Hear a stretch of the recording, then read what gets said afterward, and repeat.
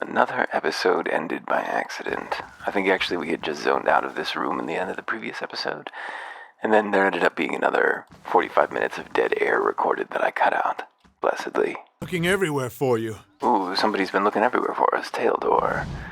The man is sweating despite the cold. He opens his mouth to speak, but all that comes out is a loud hacking cough.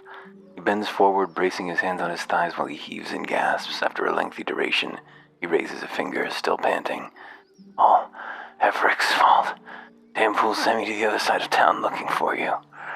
He stands. He wipes his dripping brow in the back of his hand, then offers his hand to us in greeting. Sure, shake his hand. Pleasure to meet you. I'm the captain of the militia around here. Nice to meet you. I wanted to catch you before we went running off into the wilds. See, there's a few dangerous folk you might be on the lookout for. Plus, if you're headed out for Longfall Watch, I thought you might pick up a thermal pearl for me. Already found a thermal pearl for you? That's the thing, I already found it. I just need somebody to go and get it. Saw it in the hot springs up near Longwatch Falls. Would have grabbed it myself, but that's when I looked around and saw the Lagaveth. Must have been 50 of them. I would have fought, but I started to wonder what the rest of Stalwart would do without me, so I ran. For the sake of the village, of course. What is a thermal pearl? They form in the hot springs, something to do with all the minerals in the water. Smell kind of funny, but they're full of minerals. Just have to crumble them into a pint. Grins, and we notice that his gums are bleeding. They cure scurvy. Like I said, the pearls in one of the thermal pools near Longwatch Falls shouldn't be hard to spot. Tell me more. It's east of Stalwart. Got some nice views of the valley, but most folks avoid it these days. Plenty of wilder nearby. It only takes a few inches of snow to block the pass. If you're headed that way, I'd discuss talking to Thirsk. You might have something who can help you deal with the Lagaveth. Where's Thirsk? Dangerous folk in the wilderness. We got our share of crazies out here. Most of them aren't even from the village. He laughs at his own joke. The latest groups I've heard of were the Gleaming Society and the Sisterhood of the Slaked Skull. But Renan Guild set aside some bounty money to see those troublemakers were taken care of. You bring me the heads of their leaders and I'll give you the payment. Tell me about the Gleaming Society. Crazy pack of radicals that want to topple governments and kill the wealthy. Makes the War of Defiance look like a food fight. Duke Eovar and the region of Red Saris both declared them illegal, which is probably the only thing those two would agree on. Or would have before all that murder and mayhem in Defiance Bay. Anyway, check Longwatch Falls to the east. That's where they were all last seen. Who leads the Sisterhood? That'd be Mesdla. All the members of the Sisterhood worship Barath by sending as many folks back to the wheel as they can. He shivers. They've been poking around Durgan's battery and while... work. Sorry about that. They've been poking around Durgan's battery and Weil only knows why. You can understand why no one around here was pleased to hear about it. Passed through town recently, didn't stay long, but they stopped at the Temple of Andra. You might see if Lafta knows something. If you come across them, be careful. They're unpredictable. And the thermal pearl? Travel to Longwatch Falls. Refald. Who was it I was supposed to talk to? Frisk? There's Thirsk.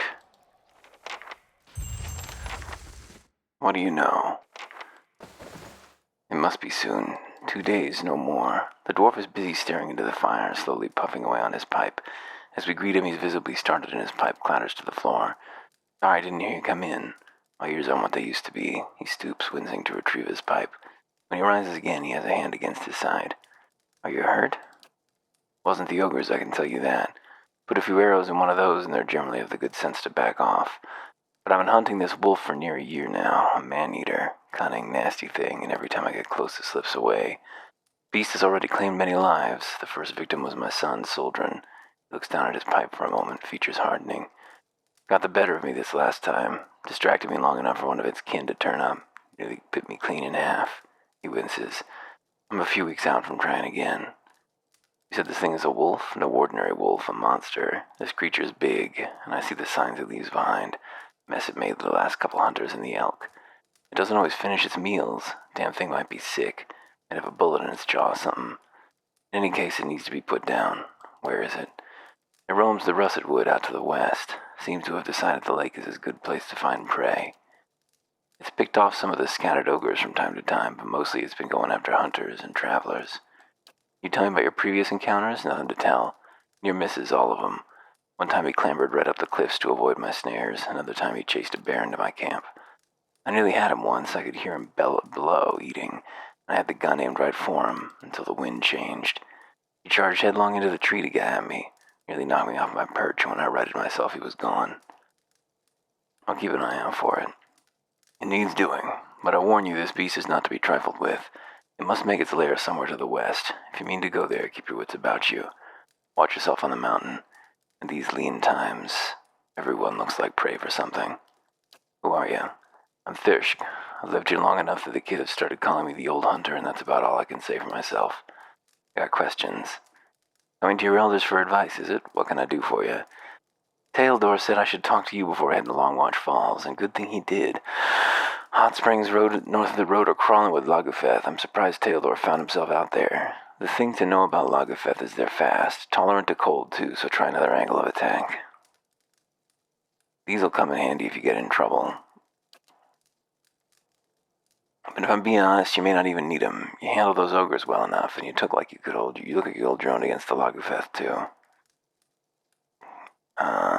Tell me about Stalwart. I can tell you won't be here much longer if things go on as they are. With the mines closed, we've lost what put us on the map in the first place. We're losing people every month. Too many mouths to feed and not enough to support them.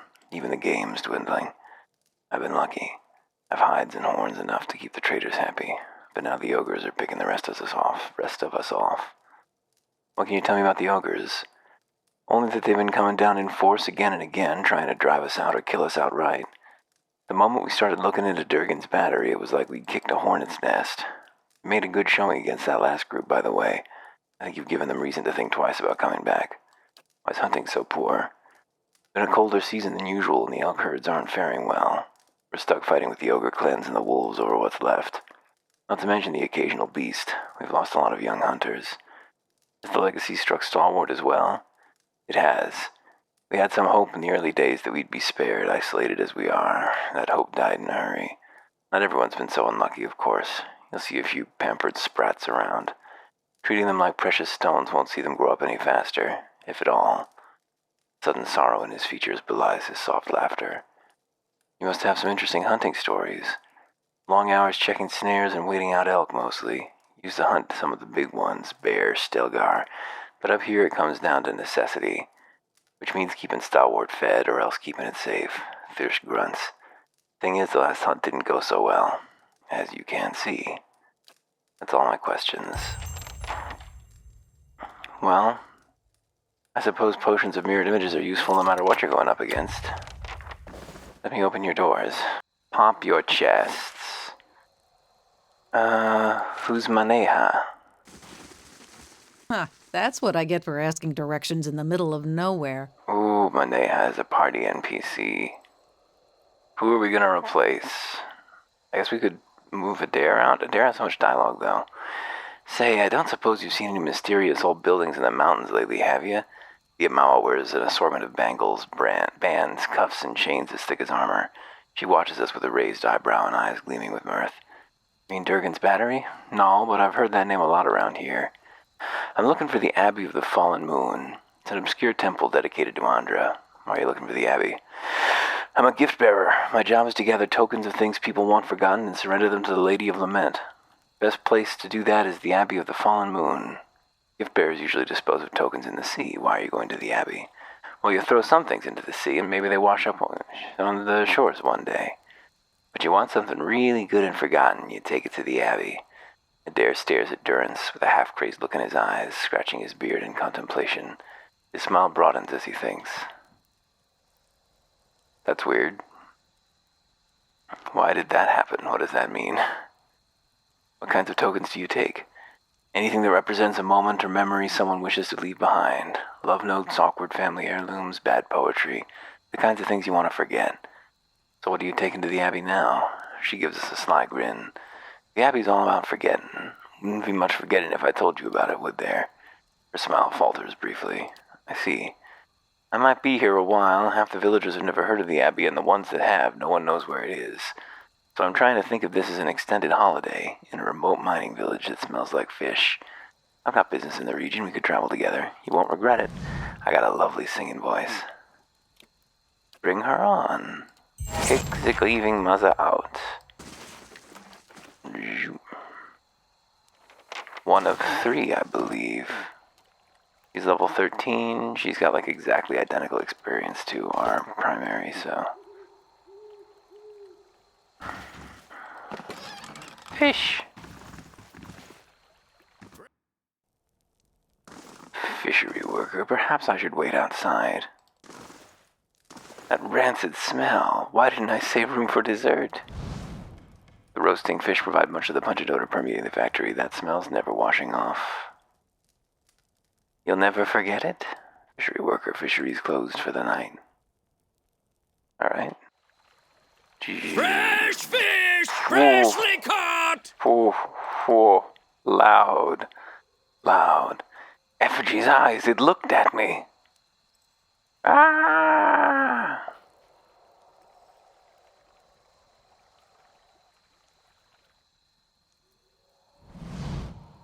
A dozen pairs of globular eyes stare up piteously from the discarded heads of the day's catch, awash in a pungent sea of fins and innards. Sift through them. We found a head. Poke at the head. Head shifts deeper in the barrel's slimy recesses. Pull out the head. With one hand on either side of the head, we begin to lift it out of the barrel, only to have it leap from our grasp as the head's owner springs over the lip of the barrel's an eruption of fish chunks that rain all over the market stall. The man who leapt from the barrel stands facing us, nearly naked save for a loincloth and drizzled in fish viscera. He is covered head to toe in scars, tears and punctures and thorny imprints of lashings. Most are faded, like old memories. Despite that, the condition of the man's body is remarkable. The drooping skin at his flanks and elbows, the only evidence of his advanced age. His face is placid, but the rest of him appears ready for anything. You must forgive Zawa. I was not expecting you. If he's at all flustered, he gives no indication. What were you doing in that barrel? He scratches behind his ear, dismayed. Resting my eyes, I thought. Waiting for the Malkachoa to bring me insight. It would seem I dozed. A good thing my master was not alive to see it. Zawa blinks, leaning in to get a better look at us. His enlarged pupils seem to crowd out his pale irises. Are you real? There is no way to be certain. We shall let the matter rest for now, until the Malkachoa wears off. Malkachoa, a small white mushroom. I have heard it called snowcap in these lands. It can reveal the true nature of things. You have a master, you said. The man traces our inadvertent glance at his scars. He smiles politely. A teacher, not an owner. Zawa is a free man. Well, as free as any of us. Still don't understand why you were in that barrel. I was freeing myself from vanity. Do you say sanity or vanity? Consider, how can one be vain who is bathed in the smell of dead fish? Hard to argue with that. I had the idea when I passed this way earlier. I am pleased with the results so far. He smiles at a woman whose head is swiveled towards him as she passes by, a look of revulsion on her face. Distracted, her toe catches on a stone and she nearly falls on her face. It's so often they repeat a single word in a way that is tiring. He claps his hands together. He claps triumphantly, yes, quite pleased. Those scars are from battle? He glances at his body. From battle, yes, I left them upon my enemies. He points at various patches of crisscrossing scars. These were struck against fear, these against pleasure, these against hatred, these down there against greed and doubt, and these were for vanity. You made those scars? I cannot take credit for all of them, but I did most of the good ones. His mouth perks. I put them there in battle to remind myself what is real and what is not. Our worst enemies are inventions of the mind, pleasure, fear. When we see them for what they are, we become unstoppable. And you've achieved this? I feel I have been close, and never for more than an instant. In the moment when the pain is sharpest, the world becomes clear. In that moment, I am a match for anyone. Gives a slow, assured nod. Your wounds must have caused you to suffer greatly. Of course, I am fortunate to have suffered much. So much. If I did not suffer, I would not aspire to free myself from it. I would wander from one unfulfilling goal to the next. More wealth, a better station, my soul would wither. But to search for a place beyond suffering's reach is to nurture the soul, to harden it against the elements. He clenches his fists in illustration. Suffering is the greatest gift the gods have given us, their most beautiful, perfect creation. It is the hand that turns the wheel. His eyes gleam as though looking upon an old and beloved friend.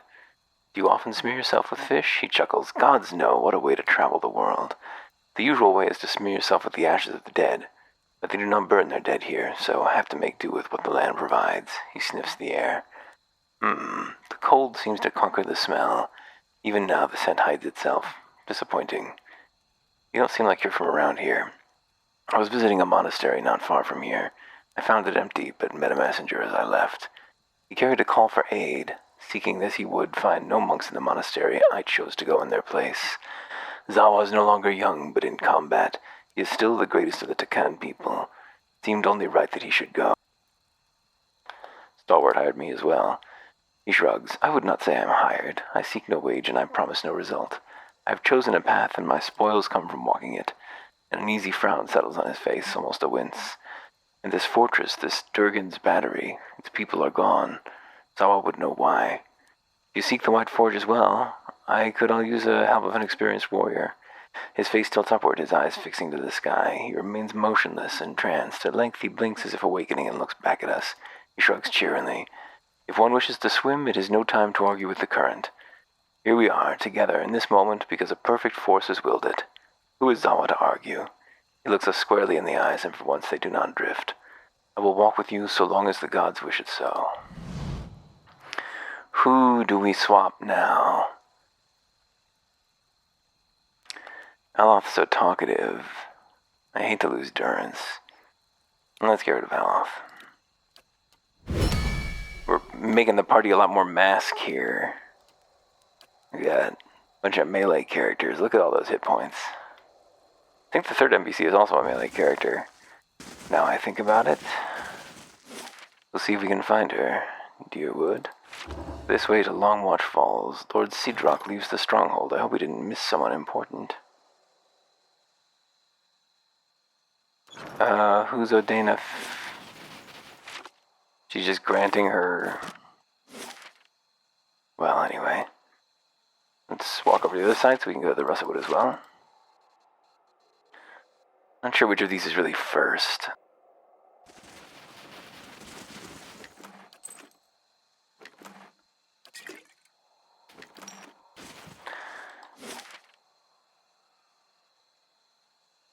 Russetwood.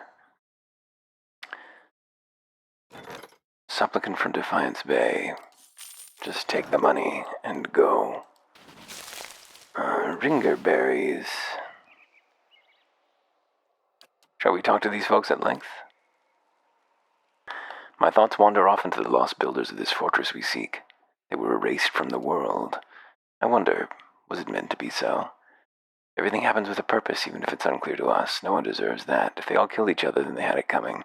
Maybe there are still traces of them. If we mean to continue, surely the gods... If we were meant to continue, surely the gods would... they were meant to continue. Maybe there are still traces of them. After 2 centuries, I would not hold out hope. All things fade, and always sooner than we wish. With the feuds between Ogre and Kith, I do not see them ending until one is wiped out, or both. I want to know more about your beliefs. He nods. The ways of Nalpazga can make little sense to an outsider. Who are you? We are the warriors of Takan, nobles, peasants, it does not matter. We are souls caged in flesh, nothing more. He knocks on his sternum. But it is one thing to say it, another to know it.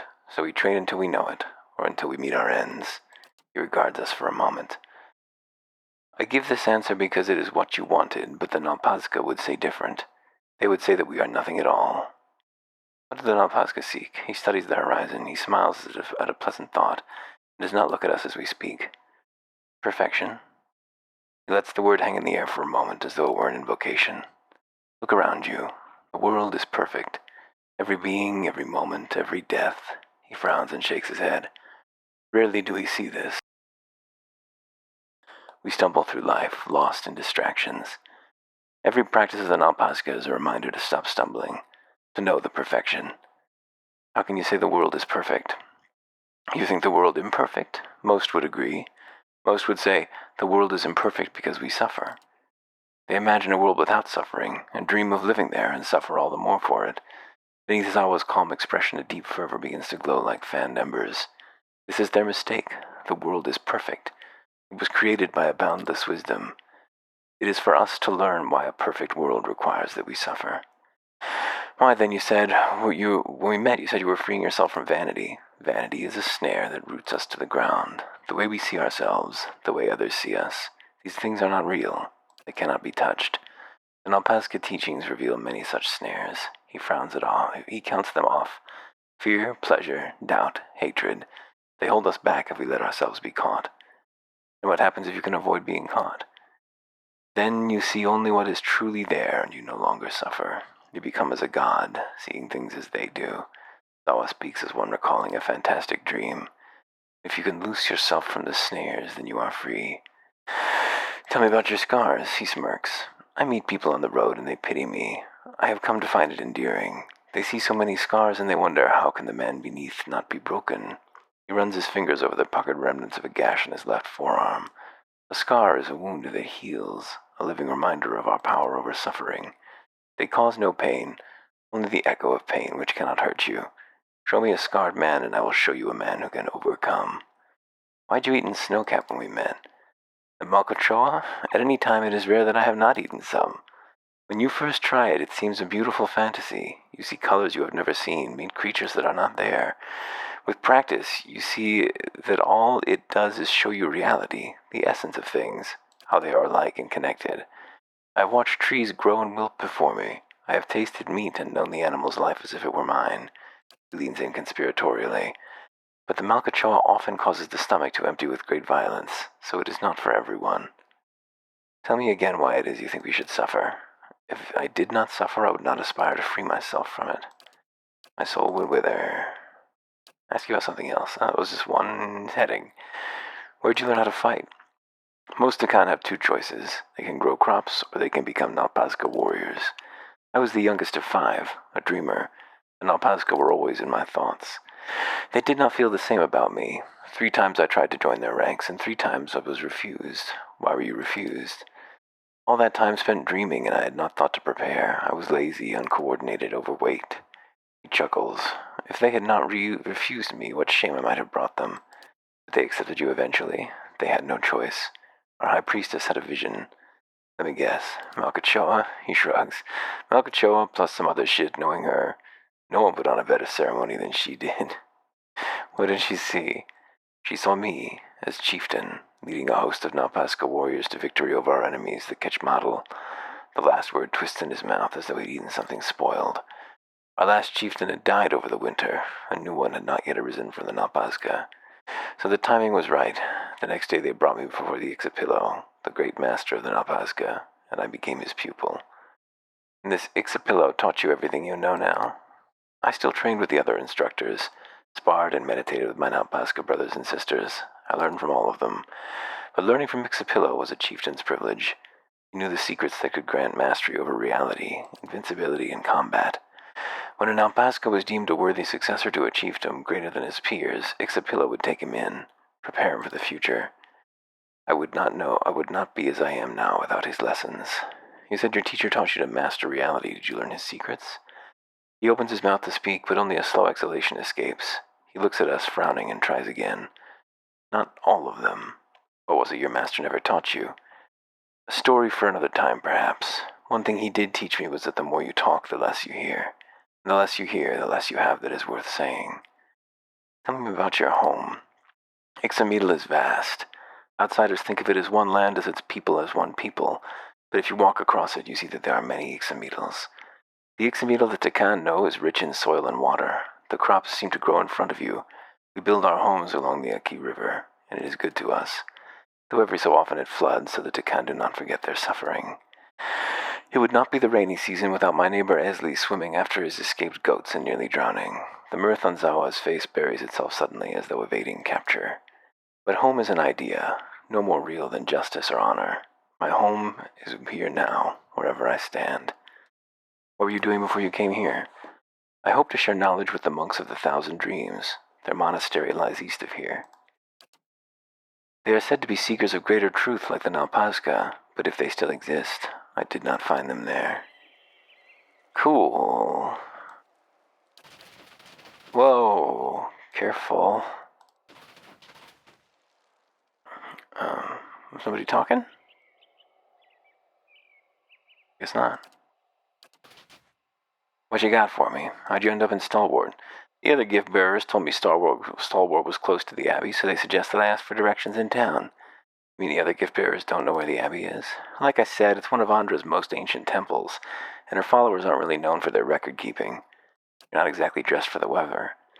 Well, Ixamiddle's flat as platter, so when the gift bearers told me Stalwart was way up in the mountains, I thought they were exaggerating, she shrugs. Anyway, I hate packing.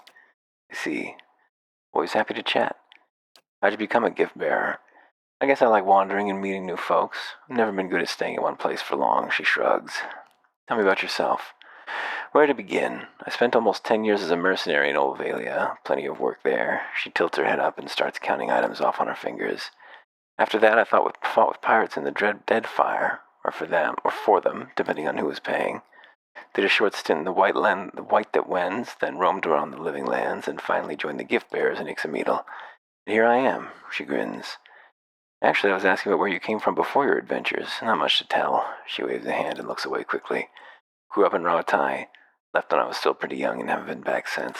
Why not? Oh, spent almost 20 years there. Change of scenery is good, right? She gives us a breezy smile, but it looks forced. Better to look forward than back. That's what I always say. Why so much travel? Guess staying in one place never much suited me. You gave up soldiering, piracy, and adventuring to join Andra's gift bearers. She laughs. Still plenty of adventures, just different circumstances. The lands you visited. Old Valia. Grand. A skirmish every day and a feast or another Comte on Marchesco's keep every night. At another Comte on Marchesco's feast every night. Those were good, carefree days. Tell me about the Deadfire Archipelago. Dangerous. You got pirates and sea monsters, and don't even get me started on the merchants. I had a good run there, but I got tired of trying to keep track of who had a knife pointed at my back. What were your experiences in the White That Wends? Short. That place is too cold for anything but leaving. I'm curious about the Living Lands. She laughs. Most folks are. Even after 10 years there, it feels like I just saw the edges of the place. You can start the day in a desert and find yourself in the middle of the jungle by nightfall. Everything there is just a little wilder. Goes for folk as well as creatures. Part of me misses it still, but you wake up every day knowing it might be your last. I stayed lucky longer than anyone has a right to expect. How about the Abbey of the Fallen Moon? She's got questions too. Why are you looking for it? I'm a gift bearer. My job is to gather tokens of things people want forgotten and surrender them to the Lady of Lament. Best place to do that is the Abbey of the Fallen Moon. What kind of tokens do you take? Anything that represents a memory, or a moment or a memory someone wishes to leave behind. Love notes, awkward family heirlooms, bad poetry. The kind of things you want to forget. Gift bearers usually do it in the sea. The shore is a way to be sure that it's gone. At Darren Deference, what are you taking now? The Abbey's all about forgetting. Wouldn't be much forgetting. Yep, we've heard these before. There we go. We've exhausted everything. Now let's nap. At least one person has some suffering going on. We see Minea twitching and muttering in her sleep. We can't make out what she's saying, but through her bared teeth and the sheen of sweat on her brow, this seems like a very bad dream. Wake up, Minea. She sits bolt upright, roaring and reaching for her weapon. Boom! Our punchline squarely on her jaw. What if... Her gaze darts, but she slowly focuses on us. She grimaces and looks away, wiping her face. Sorry. I must have been dreaming. She lies back down and turns away from us. You can't help but notice how carefully she's avoiding our gaze. About what? It's nothing. Sorry, I shouldn't have bothered you. She pulls her blanket over her shoulders. You aren't bothering me, but something's clearly bothering you. I'd like to help. She's quiet for a long time. It seems like she's already gone back to sleep, but then she sighs. You told me about your awakening. Adair stirs. Minea waits silently until he rolls over and resumes deep, steady breathing. I guess I've had a similar problem. There's something I remember from a former life. Happened hundreds of years ago, but I remember it like it was yesterday. Happened while I was fighting in Old Valia 20 years ago. My unit was camped out in the palace we'd just taken. The others were roasting the last of the Marcheso's pigs in the feast hall. So I went to the wine cellars to fetch a few bottles. She works her fingers into a knot. I don't know how long he'd been hiding there, but there was this old woman. Must have been one of the servants. She curls her fingers into fists. She had this wild look in her eyes. I approached her and tried to tell her to not be afraid, that she was safe. She holds out her hands, reliving the memory. She screamed and grabbed my arm. I felt like someone had hit me in the back of my head. I blacked out for a few minutes. When I came to, she was gone. Took a few bottles up with me, feasted with the rest of the troops. When I went to bunk, I had a dream. Only it was more vivid than any dream I've ever had. I tasted the sweat on my lips, felt the jungle air on my skin, heard the cries. What about the old woman? I asked the other troops. None of them had seen her. Anyway, I laid off the drink for several days, but I kept having the dream. After a few weeks, I thought a change of scenery might do me good. Since then, I've been a pirate in the Deadfire, a pilgrim in the White that Wends, an adventurer in the Living Lands, and a gift bearer in Ixamita. That's why you're really going to the Abbey of the Fallen Moon. To forget it. She nods. There's a pool there, the Salt Well. It's where gift bearers leave the heaviest burdens. It's said that a person can enter it and leave their own memories behind. There's a distant, hungry look in her eyes.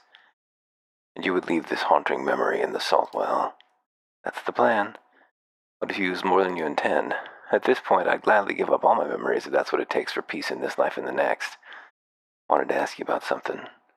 Tell me why you really became a gift bearer. I heard about the order for some missionaries while I was in the Living Lands. I'd heard Andra's doctrine before, but the way they talked about that place of forgetting, washed the old way with the tide, it sounded good. Gift bearers' work, taken to the road, helping people lose their own burdens, that sounded good too. Kept hoping I'd find a way for me to lose my burden along the way. I guess that's all for now. You?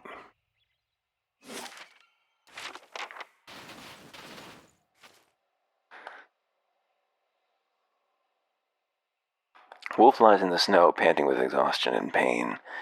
Arrows pierced him. Resolve 16, calm the wolf. Examine the wound. It's punctured. Try to remove the arrow. Survival 7, we successfully remove the arrow. We saved the wolf. Woo!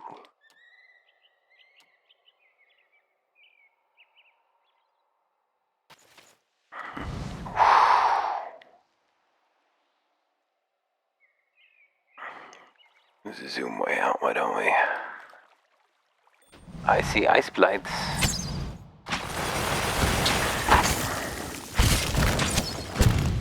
Is this the first time we've encountered ice blights?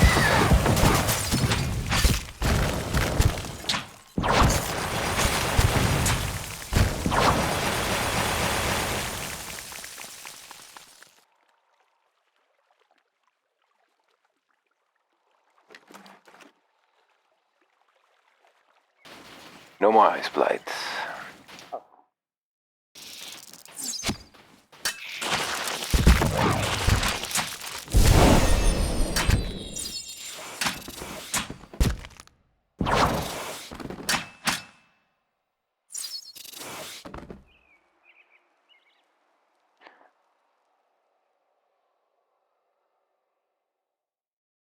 A silent scream and that big prone attack are like equal in damage. The prone, I think, is better crowd control. Might also a bit more accurate. We spy a tuft of fur caught on the shrub. We recognize the scent of a wolf. Crag Ogre. A group of elves stands in a scattered ring around an ogre, but they do not appear to be engaged in battle. The ogre is bound with rope, and one of the elves tugs harshly on the line tied around the ogre's neck. This is pointless, beast. You won't get anywhere being stubborn. The ogre only snorts angrily and pulls back on the rope. The two other elves prod him somewhat timidly with their poleaxes. He doesn't budge. Evamril. The elves turn to look at us before their hands fall on their weapons. What are you doing to that ogre? This creature will accompany us to Wasteland. We've had some trouble on the roads, but having an ogre along should put an end to it. I purchased him from some slave hunters not far from here. Looking to recoup some of their expenses, I expect. Not sure he's worth quite so much coin. You're a long way from home. Oh, we'll be further from it still tomorrow, just picking up some help along the way. Slavers. Fire and rope. Arrow at the rope. Before anyone can speak another word, we've knocked and loosed an arrow. It flies true, striking the rope between the ogre's neck and hands, and the bindings give way with a snap. With a triumphant roar, the ogre pulls the rest of his fetters away and lunges for his captors. Stop that ogre, but don't damage my property, and bring me that fool's head. The ogre's hostile to us, too? Why is he hostile to us? We set him free.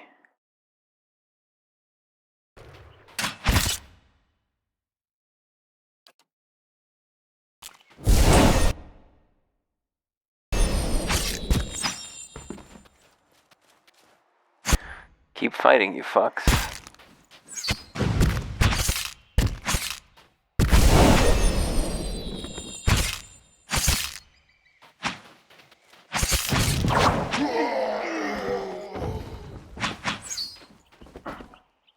That prone lasts quite a while.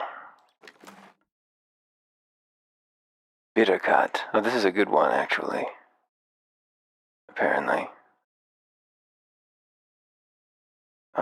I think it's because it's like this plus 20% damage stacks other stuff, and also it has 2 damage types, and it uses the better of them, I believe. Something like that. It's in our pocket now. Another piece of gear we simply don't, actually use.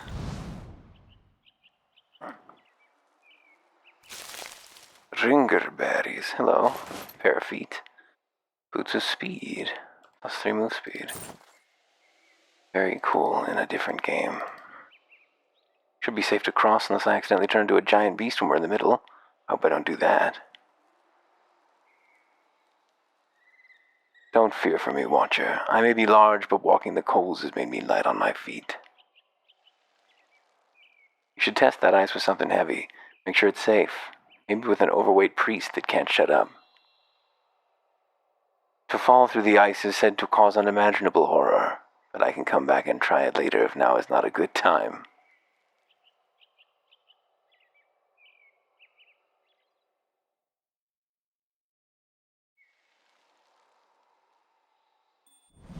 Greyjaw. It's a jiggly bear. Shaboom. 86 point crits. Stalker fast draw. That's weapon change.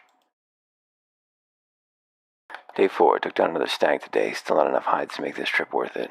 Blizzard comes, staying put until it passes. Close call with a pair of ogres, lucky they didn't see us.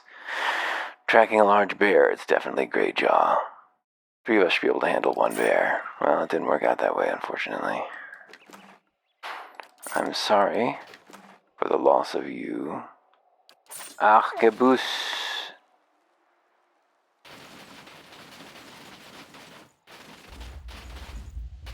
Postal Crag Ogres. Drums in the deep.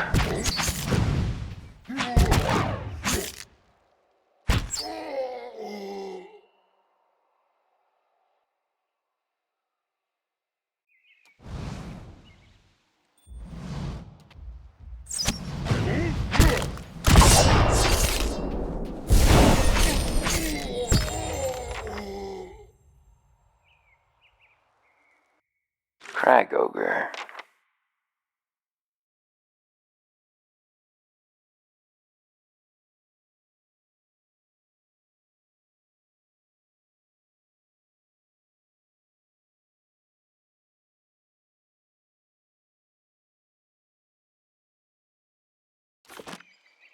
Ogres are smart, but they're very aggressive. That's why they tend to, not rule the world.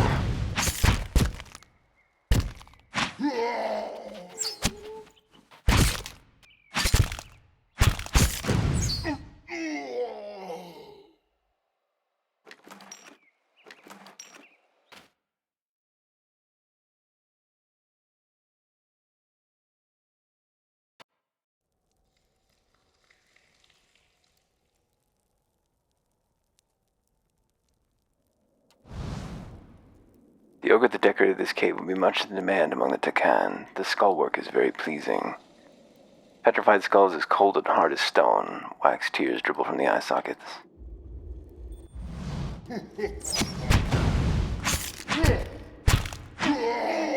Are you going to kill their entire clan and make peace with them? Is that like the plan once they have no one left at that point?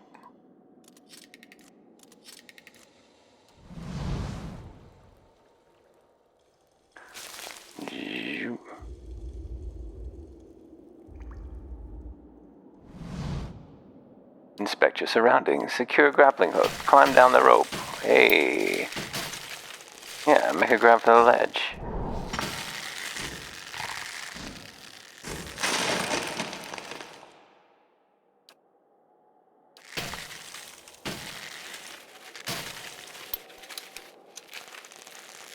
Hey, golden gaze. We got something off this ledge.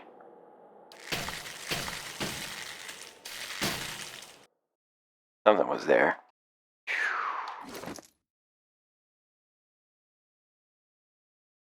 Unfortunately, our inventory is full. Full of these books that we never really ended up reading.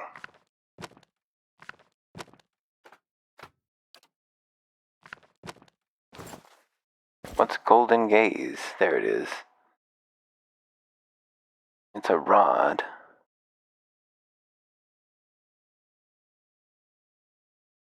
Expose vulnerabilities, which reduces its damage reduction for 20 seconds. That's pretty good, but only 5% chance. That's hard to force. You could make it superb. That's fine. Throw it in the jail. Cat's claw.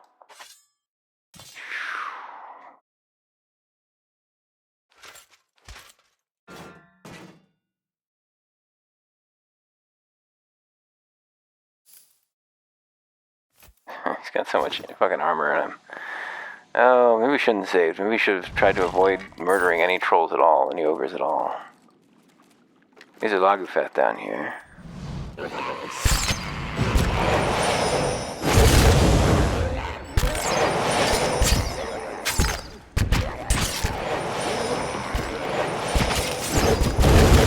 They sure do have lots of crowd control, don't they?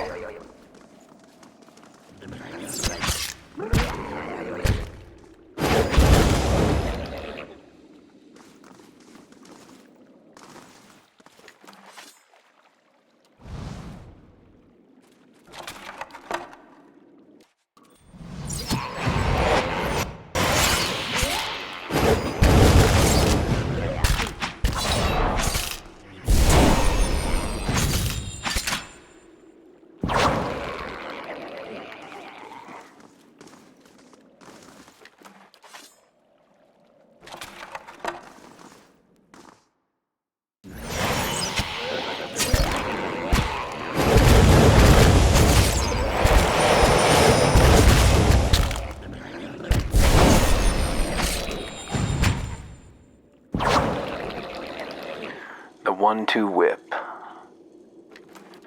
Just casting Control E on both of them. Oh, our boy leveled up. They're obvious. Nature's Balm. Fair amount of endurance over a fairly long time. Sure, why not? Zoop, zoop.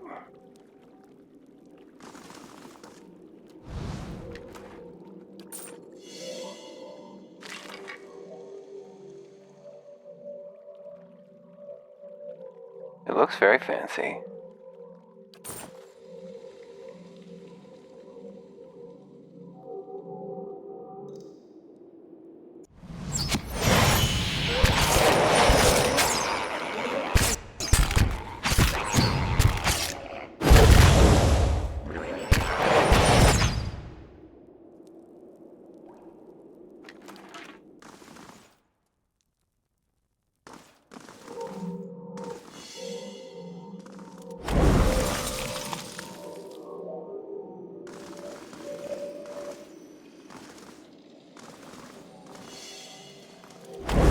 I know I can see it.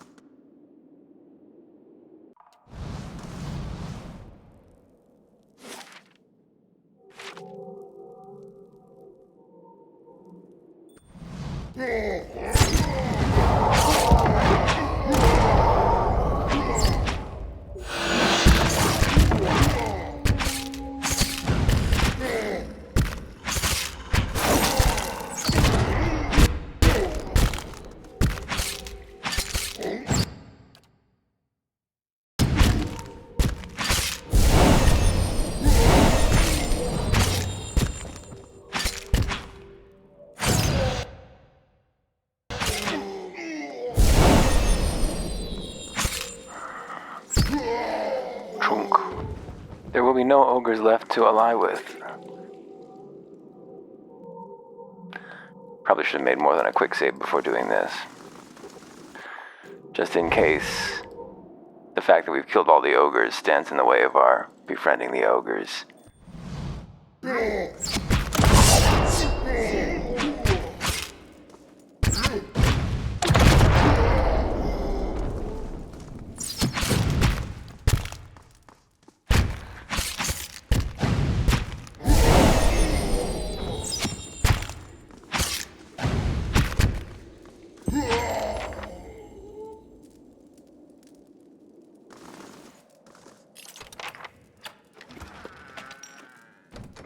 Caught by who?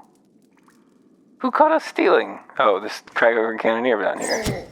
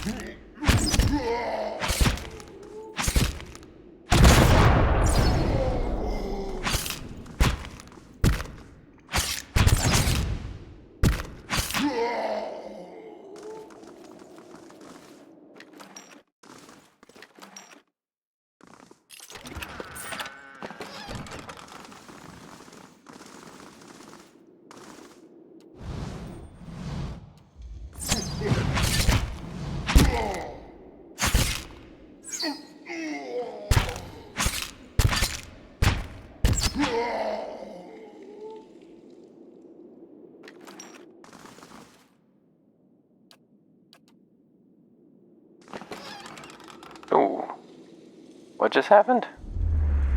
The world around us blurs and fades to black. When our vision returns, we find ourselves in a small wooden hut, the interior dimly lit by the embers of a nearby fire pit. We're wearing mail armor several sizes too large for us, and clutched in our hands is the ivory horn of some sea creature, one end sharpened to a point. What are we going to do, Garad? Our sister Keitha huddles near us, her wide eyes fixated on the hut's door, which has been barred shut. The door shudders and splinters beneath heavy blows coming from the other side. Enraged growling can be heard just beyond the door. All at once the world halts around us, the pounding stops. Wooden splinters from the door hang suspended in the air. Keitha no longer trembles, no longer breathes, her eyes fixed in place like a doll's. The wisp of essence we had followed to this point in the memory has dwindled to little more than a faint trail.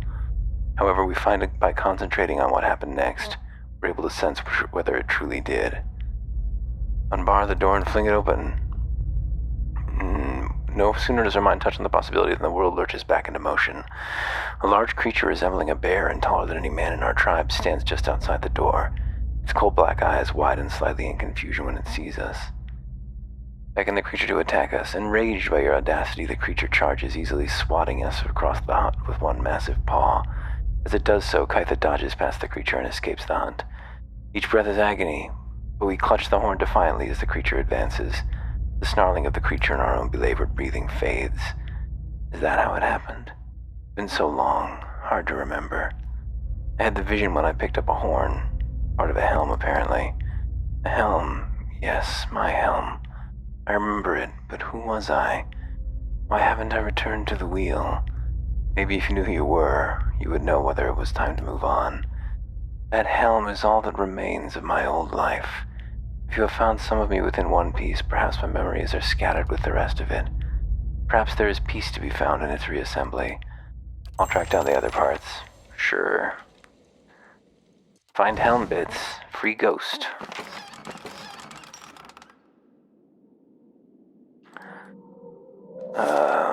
Explore the entire bottom here. 2 different ways to the upper cavern. The armory over there. The lake.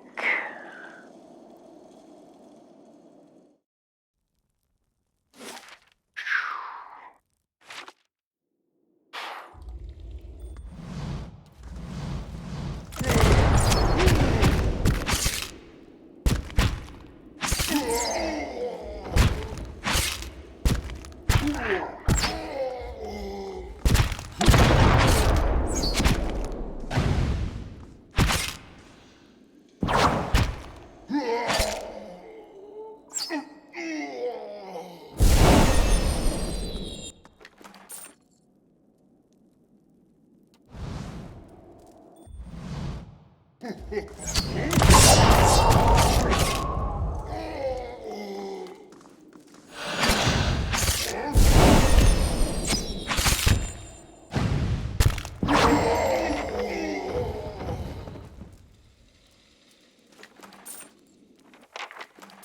are different classes of different bestiary entries. That's very, kind.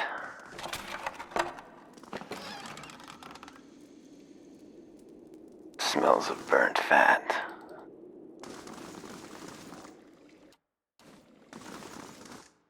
Where's the matron? I just want to talk to the organ grinder.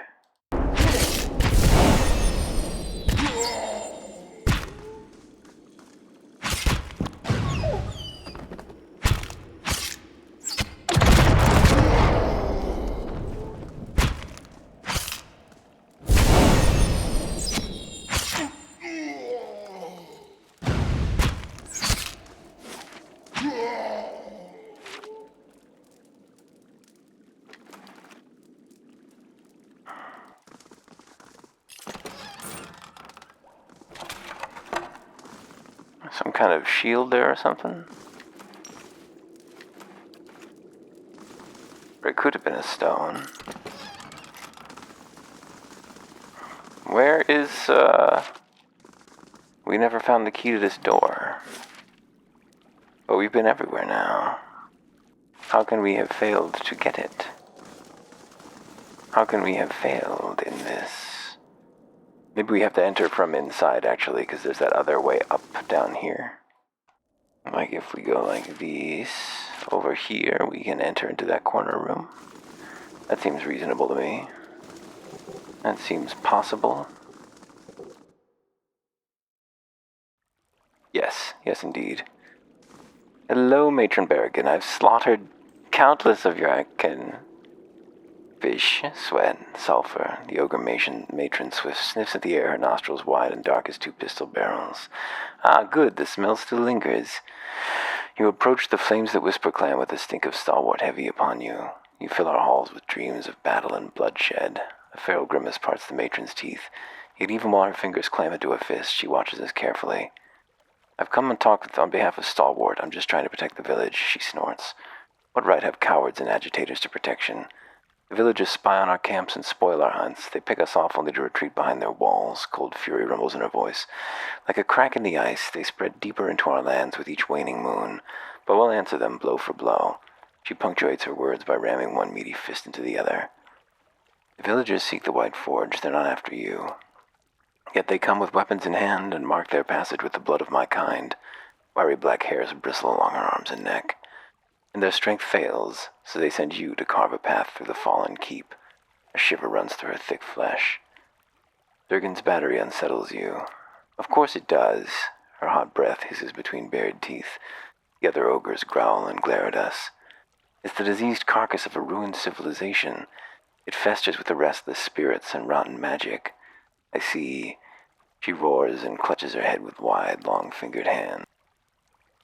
Dreams, hailstones falling like cannonballs from the ramparts, a frozen gale screeching through the tower door. Her nails plow trenches through her ropey hair and raise a spot of crimson from her scalp. Finally, her growl subsides, her breathing slows. She looks back at us with bloodshot eyes.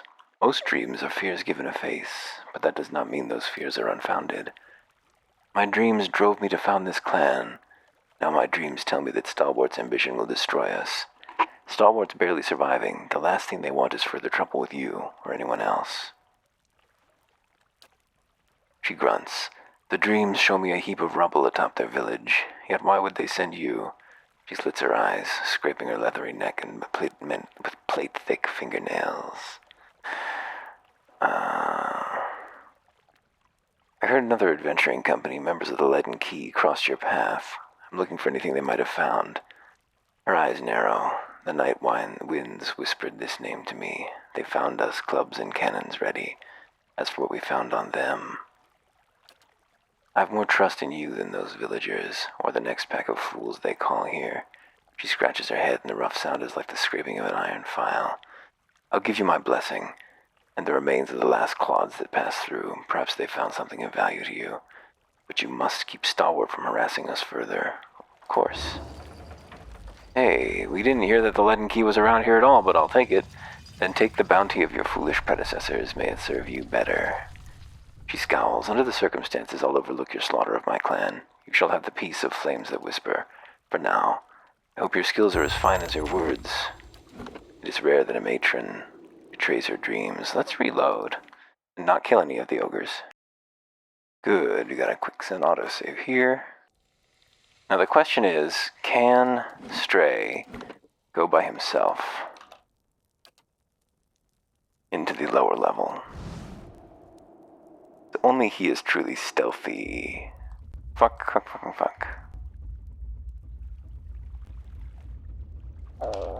Maybe I should not go in super fast mode. We could empty our party of everyone except Stray, of course. If it becomes necessary. Oh, careful. Careful.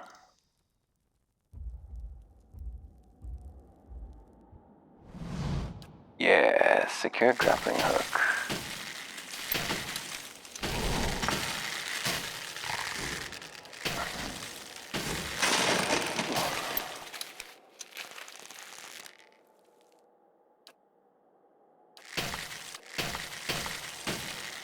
Aha, because we exited that area via a scripted event, we were able to do so with our entire team.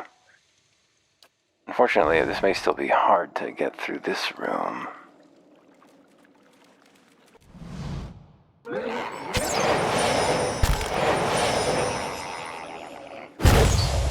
Not sure where she stands on Lagafeth. Are they members of her tribe, or are they just intruders?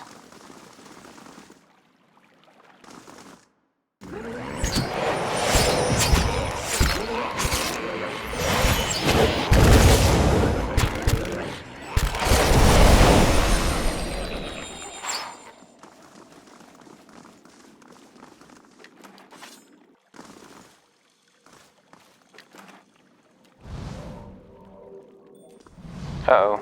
No, I didn't want to fight any more than I had to. Okay, we made it back with no ogre deaths, just Sahagin deaths. Fish, sweat, sulfur, la la la. On behalf of Stalwart, the villagers seek the White Forge, and after you, Durgan's battle unsettles you. The histories indicate that the Pargrun and dwarves battled amongst themselves in Durgan's battery. And Stalwart's barely surviving. I came of my own accord. Durgan's battery holds rare and valuable weapons. I want to find them. Stalwart's enlisted my aid. I've got to help them find the White Forge. I have more trust in you, etc.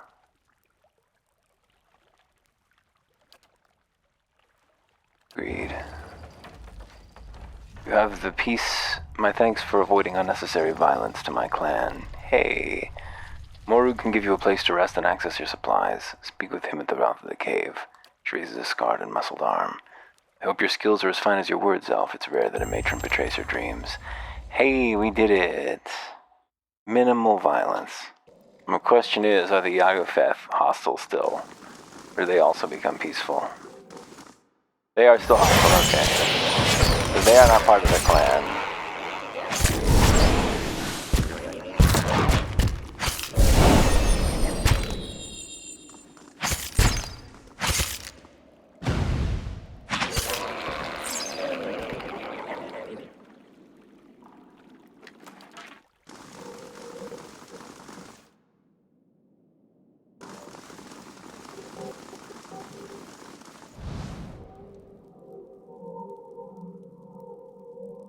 We go to the battery for cannons, but only when we must.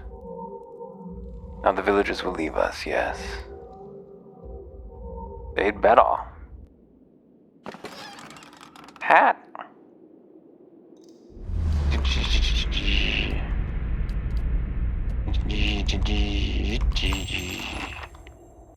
Dig, digging all day. You don't need to talk to dig, so shut up. Oh wait, shit, this is all stealing. Leave that alone. Don't anger the ogre. There is no need for such. Any of you, merchant? Any of you sell cool stuff? That'd be really cool. This is the armory. There was somewhere I could rest, wasn't there? Not that I've seen any named ogres. Apart from the matron herself.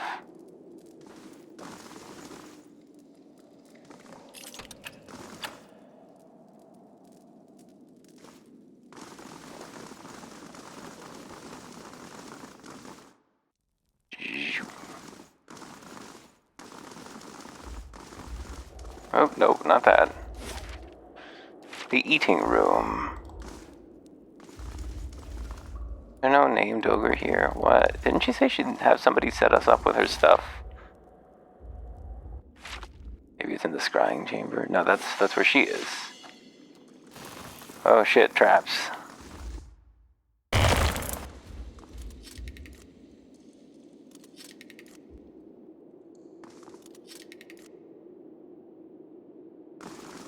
Run along, little mouse.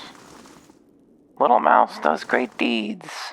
Oh, the vendor is outside. Hello, Morug.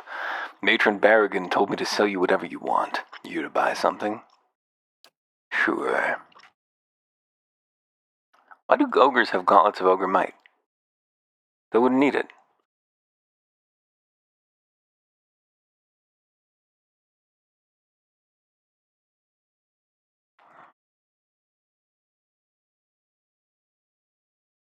The defense against psychic attacks might be useful someday.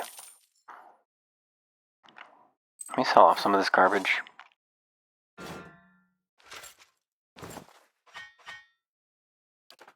I don't think I'm going to use these traps. I could have set 1,000 traps around the dragon, maybe. I wonder how that would have worked.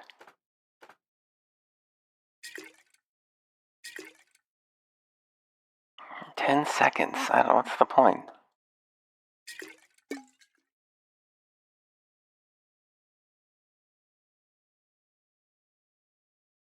That's pretty cool. I don't like that I can't send things to stash from here. What's this torque? Perception +2? Let's hold on to the torque. Cloud Piercer for 1400. Resolve +2 ring.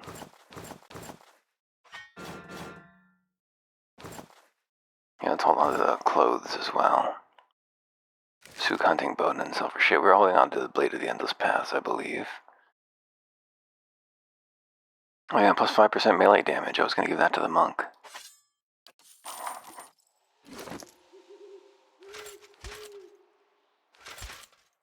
Yep, it bumped him.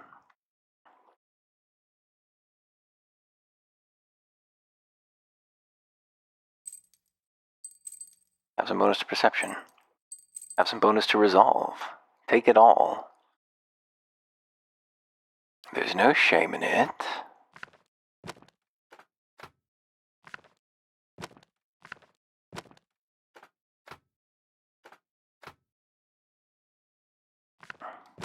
La la la.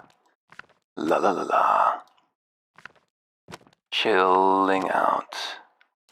Very relaxed, doing inventory management. Serene. What's over this way?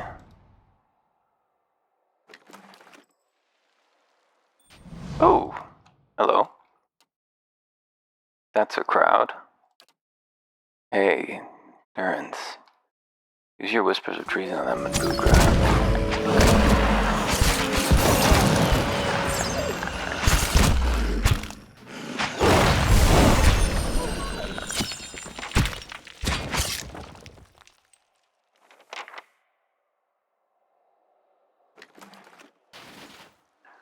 Ooh, it's a cave. What could be inside it? Wolf Cave. Will the wolf that we rescued be hanging out here? I see werewolf. Druid wolf. Standing tall amongst the wolves inhabiting the cavern, this druid turns to face us as we venture forward. Scores of wounds and scars riddle its hide, and one dull eye stares out blindly from its skull. It growls a threat as we approach, one echoed by its fellows. You know this half-wolf with the spiritual form of a druid, then we glean no kith intelligence within its gaze. 2 villagers at its feet, one heavily wounded. The other one holds an arm across his stomach and looks up at us with pleading eyes. Help, please help us. Intellect 14, can you understand me? Dexterity, throw a torch as a distraction.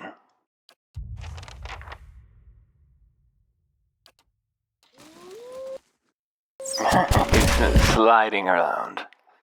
Sliding around.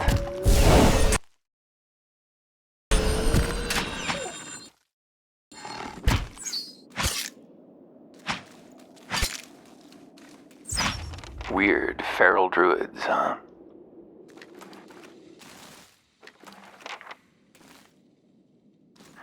Bless you, stranger. We'll make our way back to the village. I thought we were done for. And one just non-hostile winter wolf for whatever reason. Kurok's brand. Earns fireball once per rest. I wonder if that's the case you want is in your off slot. You just have it in there. And, where did we put it? Where did we put it? We put it in our stash? Yeah, apparently. Adair, if this is in your offhand, can you still use the fancy fireball situation?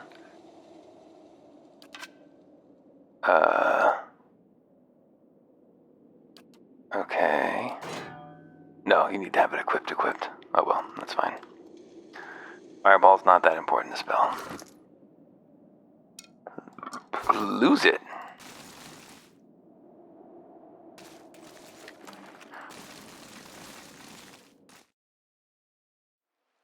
Scenic marches and campfire feasts like the good old days in the Valiant Front. You got any memories like that, Adair? Well, let's see. Sometimes we march 2-3 days without sleep, start seeing things that weren't there.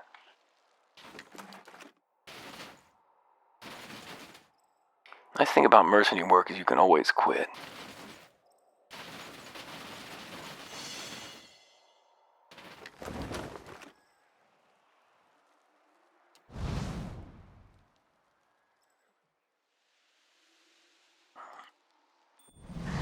Lagerfeld!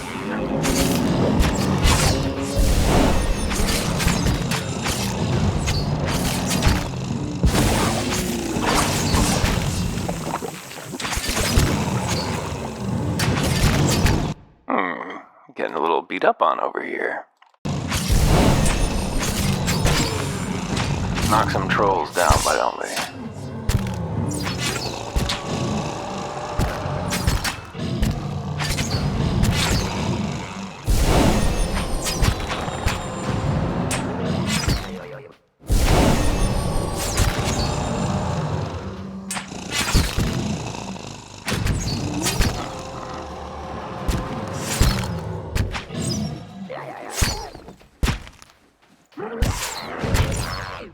Wow.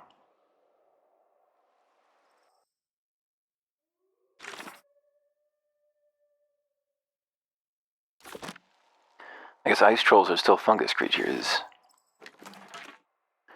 We should probably level up. Our boy.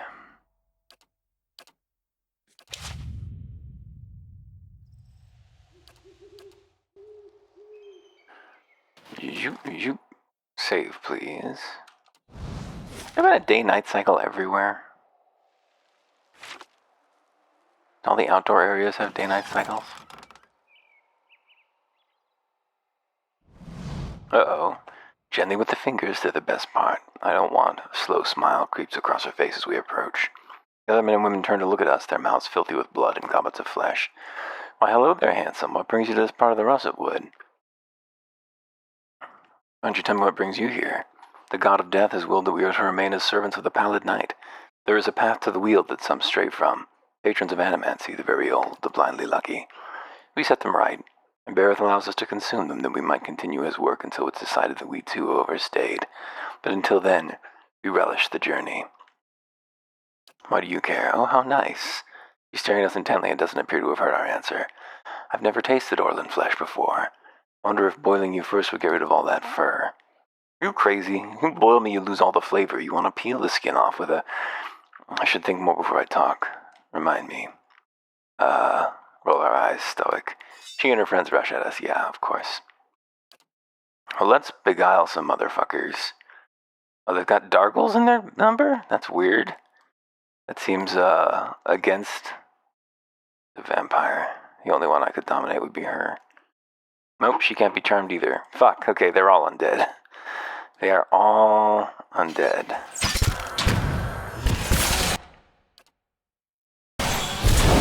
Knock everyone down, please.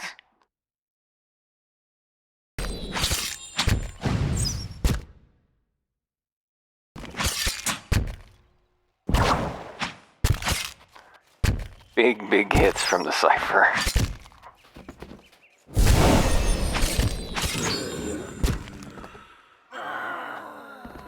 We are a very strong team. Just need the one man with the flamethrower in the back. With attack nukes.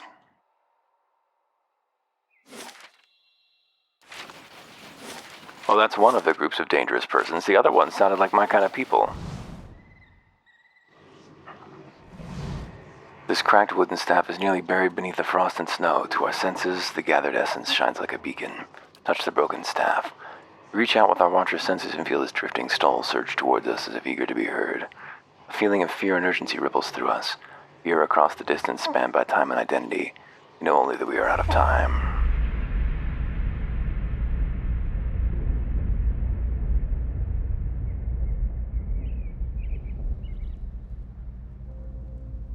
Did you think to escape me by climbing a mountain? I would have tracked you across the sea, thief. Please, master, have mercy. I kept the grimoire hidden safely away, and I can take you to it. The book is nothing. If you had studied a little longer, you might have learned that. But no apprentice of mine will steal from me and live. Wait, no!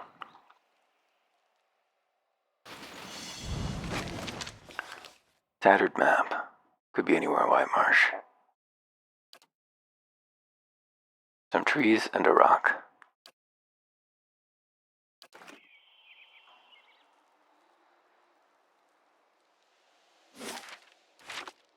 There's a rock. No trees.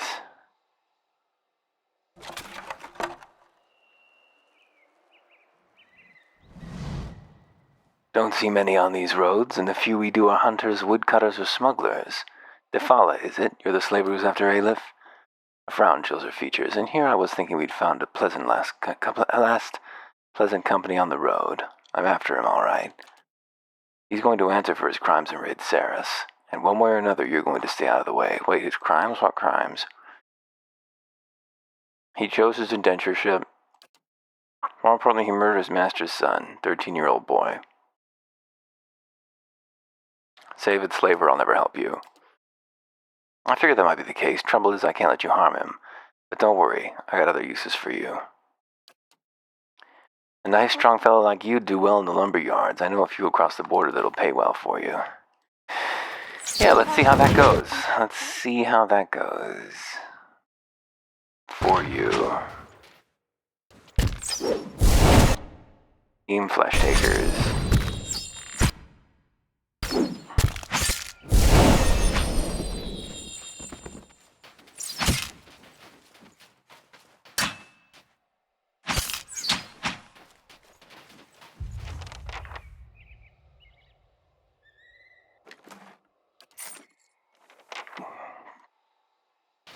Sorry, 13-year-old boy. Shame about that. Wait, we still have hirelings hired? We should fire them. I thought you had all died. A few survived. A rock and some trees? This looks kind of like it. That's not a rock after all.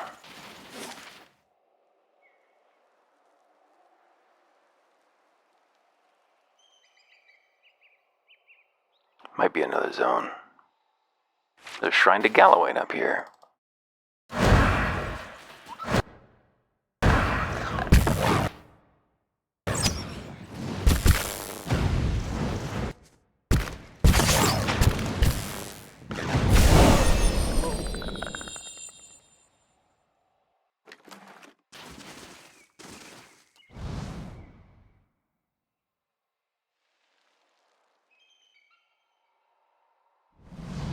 Examine the shrine more closely. Touch the altar. It growls and snaps with increasing desperation and savagery, and for a moment we feel its rage is our own. Okay, the hunter's favor. Return to Thirsk. The wolf was hunted by more than a mere beast. It was a druid, so wholly consumed by his animal spirit that he could no longer engage rationally with his kith. He gave me little choice but to slay him. Okay, so that was all related. The wolf den over there, that druid had killed the wolf we were hunting.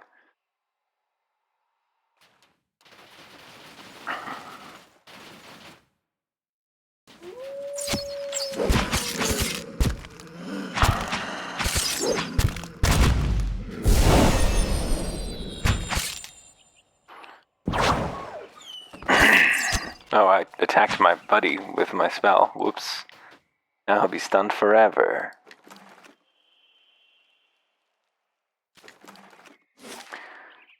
I guess we cleared everything? I was expecting to find that other adventuring party out here, too. Anybody see a stone just southwest of 3 trees? Doesn't look to me like it's in this zone. Let's go up here toward Durgan's Battery so we've unlocked that travel path. And then we can go back to town and report in various things. Nice, unlocked. Stalwart. If you sense the presence of one of the other pieces of Garrod's helm nearby, Garrod's chorus. I should ask around about it.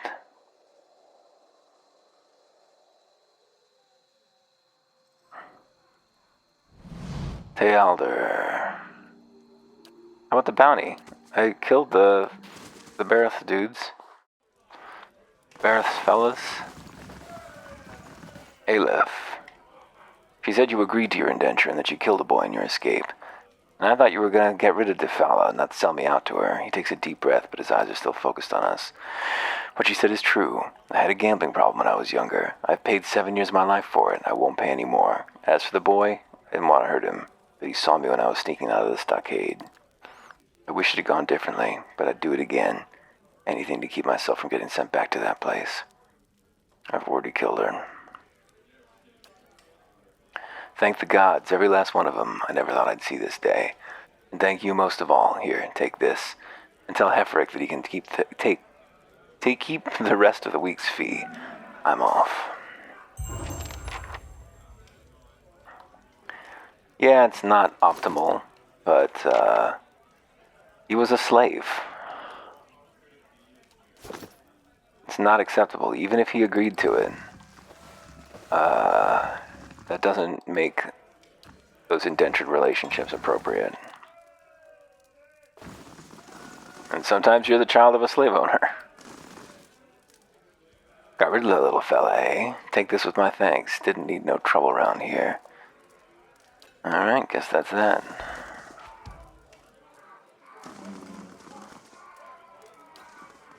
Oh, we didn't find Farah's stuff yet. Talk to her about the bounty?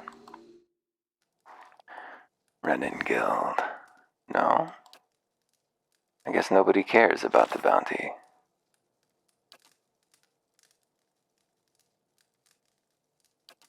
Yeah, Mestla. We did. We killed them. We murdered her, didn't we? No, apparently that was the splinter from her group, or another group that was doing the exact same thing. Wasn't her at any rate. I guess the person we killed was not named Mestla. Listen, I can't scrub backward and see. This tower looks like it was carved from the stone of the cliff. The entrance is collapsed and sealed with ice, but we imagine it commands an impressive view of the valley below.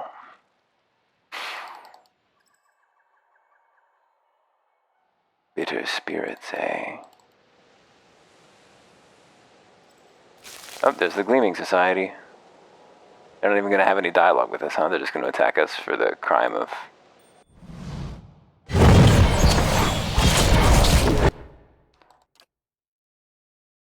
Their crime is envisioning a better world.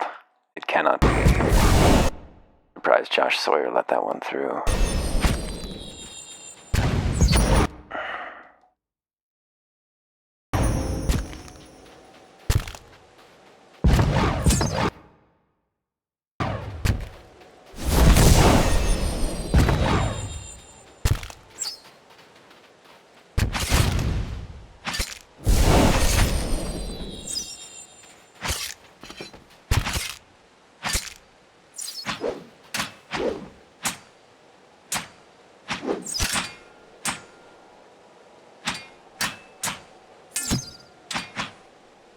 little bit sturdy there. Zoop. And a head in a bag. Gross. There's a cave down here. Way down there. What have you got? A bunch of greater ice slice and vodka pets. Oh, ow.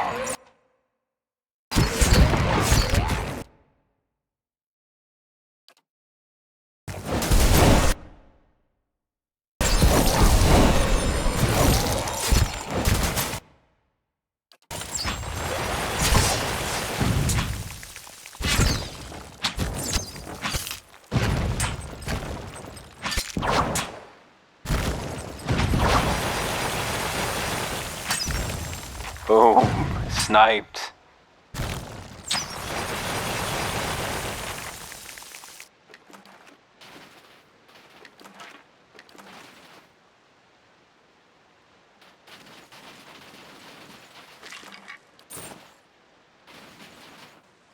Brazier looks large enough to have once held a signal fire.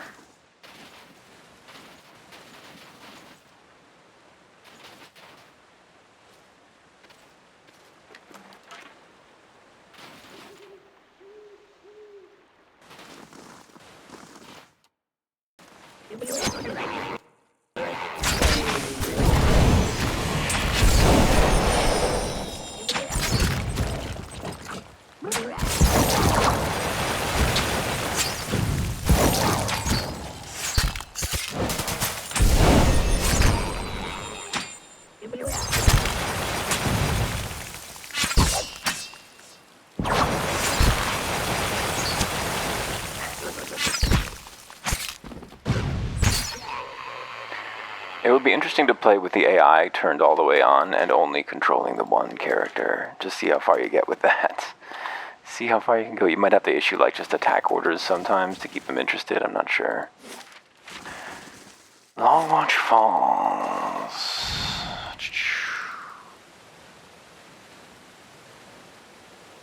There's the falls. And there's the cave. This isn't where the dragon's hanging out, is it? Is it? Is it a dragon in here? Is this a dragon's house? This is a dragon's house. Oh, buddy. He's big. He's big.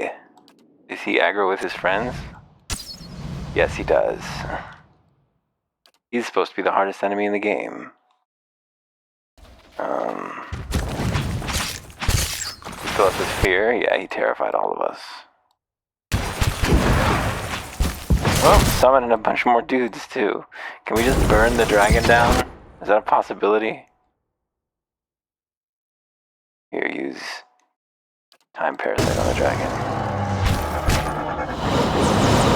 Immune?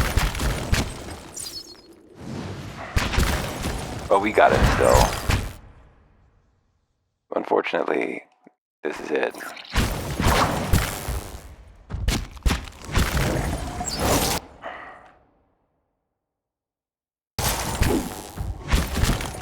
Oh no! Oh no! Ah! I don't know if we'll do that one or not. Wait, that's not the right save.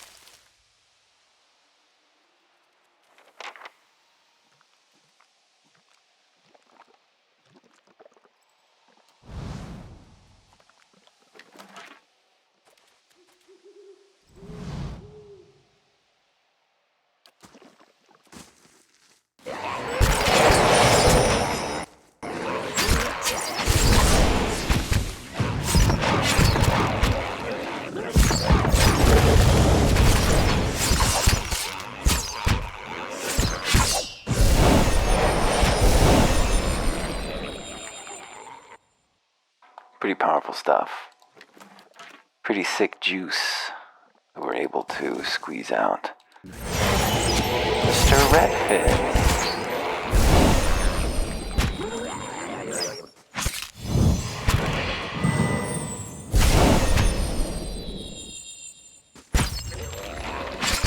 Prone for like 15 seconds. Holy shit. Terrifying.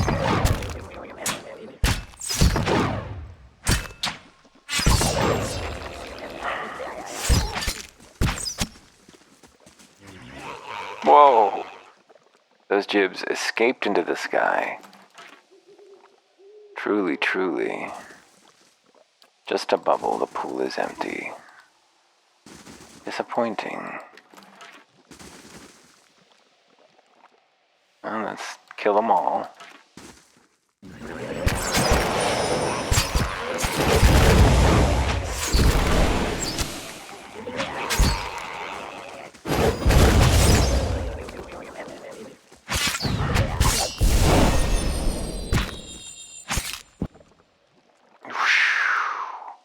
Take it. Hey, we got it. Got that thermal pearl. We'll cure him of his scurvy yet.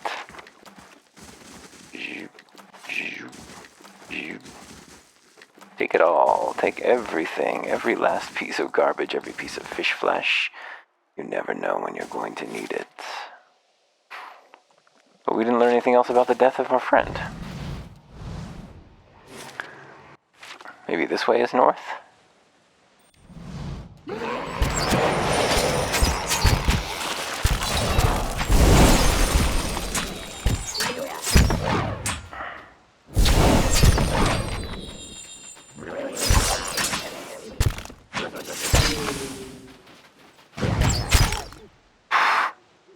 Are they under high pressure or something?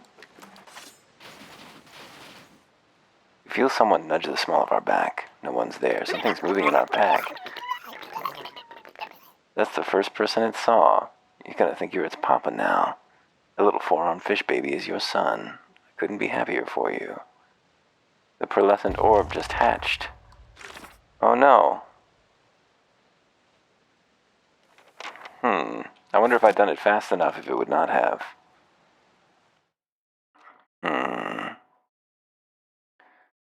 We probably saved too much to do that.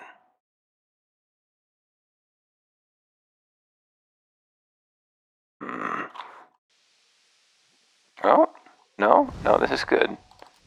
Might be able to make it. No! I see, it's not time-based, it's just when you've gone far enough it hatches. Just a radius, you can't make it. He's gonna die of scurvy.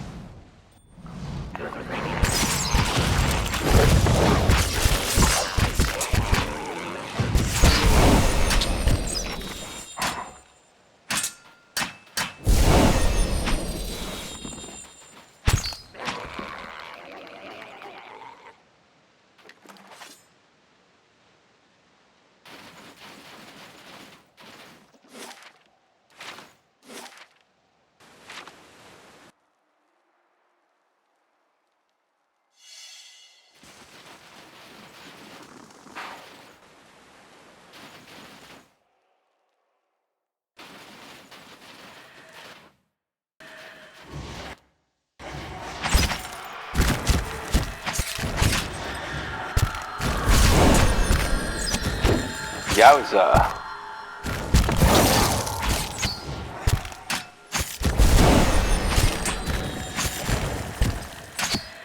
Where's all this damage coming from?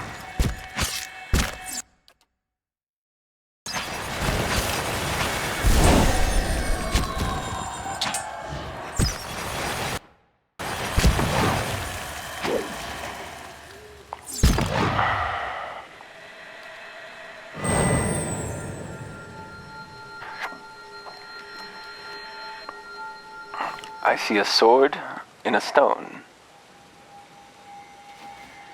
These panels have been worn smooth. In one, we can just detect the shape of a sword, in another, the stocky body of a dwarf.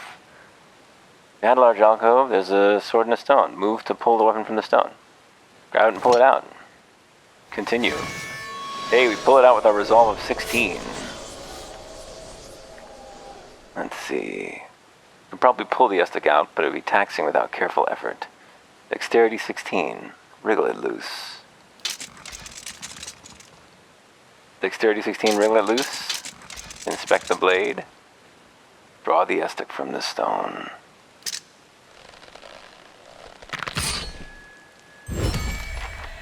The Gray Sleeper. Oh, it's bound to us. It's soul bound to us. Cannot be unequipped. Decipher the first verse of the poem.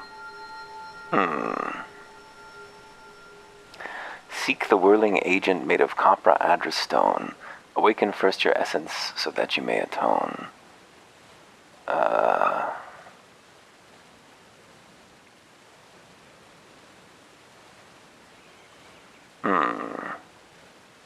Well, do we want it soulbound to him even? Is that useful having it soulbound to him? What's it going to turn out to be? The Gray Sleeper. It's a two-handed weapon. Probably more fitted for her. Have to deal with its cursed bullshit too. Alright, why don't we give it to the Berserker lady? And we'll solve its riddle. I looked up the answers. Zawa. Wait, which one is Maneha, isn't it? She's Maneha? Yeah, she's Maneha. Keep holding on. Intellect. Draw the Estic forth. Hey. 10% chance to cast Paralyze on hit or crit. 'Tis a traitor's fate to sleep and never rest, whilst knowledge of his deeds stays lodged within his breast. But earnest penance heals the sorrowful man, and worthy action stays the executioner's hand. Seek the whirling agent made of copper andra stone. Awaken first your essence so that you may atone. That just means any fucking one of these let-in key machines that they have been using. Can we go straight to the dragon? Can we just talk to the dragon? Is that an option?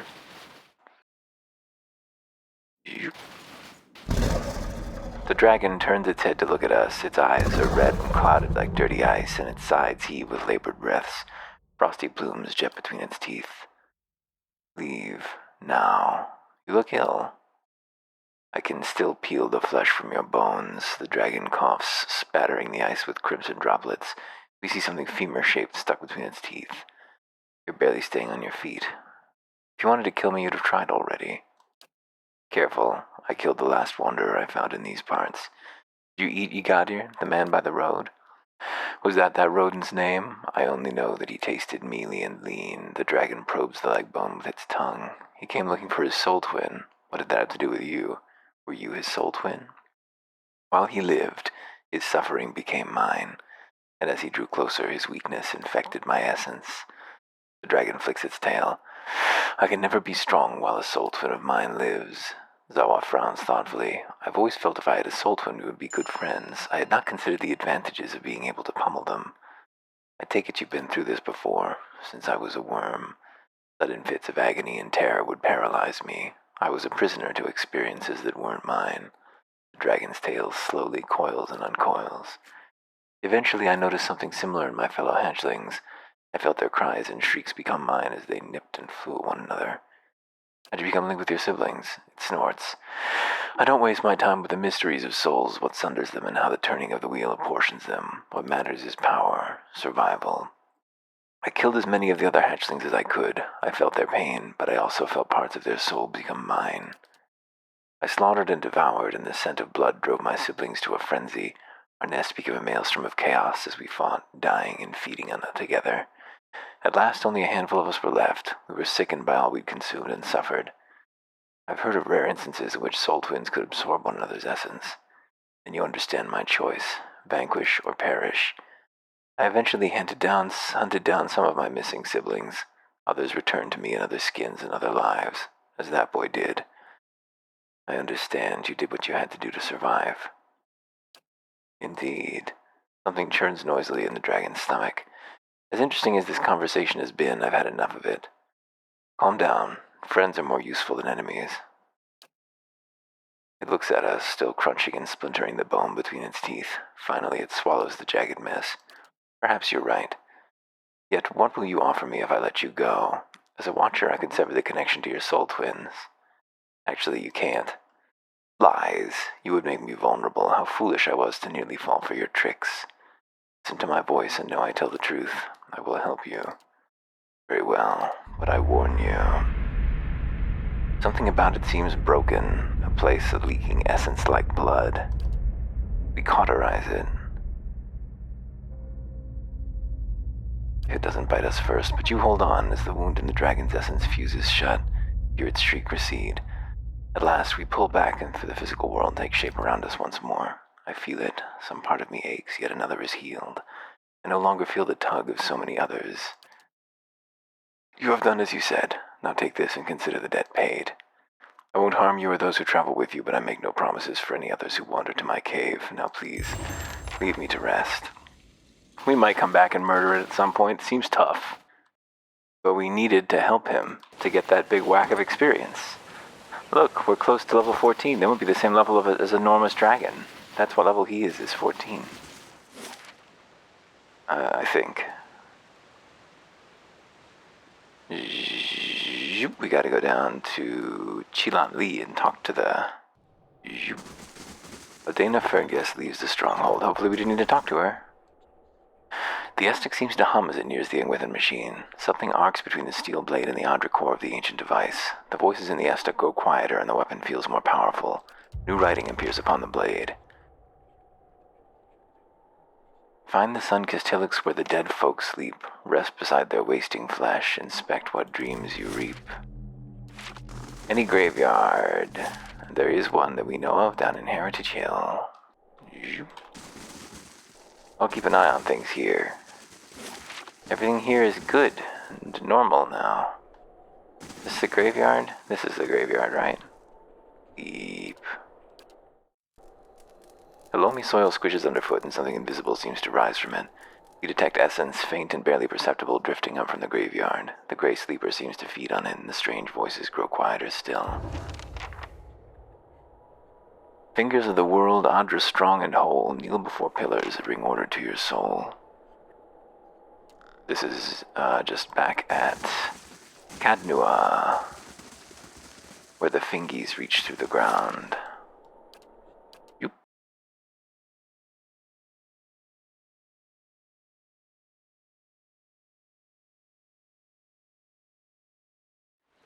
Yoop. Yoop.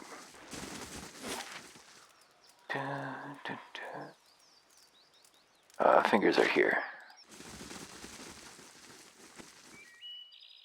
Kneel. As we kneel, the voices in the gray sleeper reach a low, peaceful harmony. A final surge of energy fills the blade and the voices fall silent. We feel the curse snap. A penance now complete, a burden now a gift. Keep this weapon at your side to remind you of your shrift. Shrift is a good word. I like to name characters Shrift from time to time. Forgiveness. But it's a pretty cool weapon as well. Let her roll it. Slow Spirits has got a 5% chance to summon vessels when it hits. Summon 1 to 3 vessels every single time. 5% chance to cast Twin Stones on hit. Just bonk them for a bunch of extra damage. And it's superb. Can't get to legendary. Still don't have any Kraken eyes. Don't know where those come from at all. Huge and alien, this eye was taken from the corpse of Andra's Leviathan in the heart of Karen's Scar. Even after the creature's death, the eye still holds tremendous magical power. I don't know what that means. Is that a thing? I think that's a thing. Oh, I think there's another super boss. Yes, indeed. I think that there is, and I think it might be the Kraken. Let's see. White March. I think it's time to go to Durgan's Battery, don't you?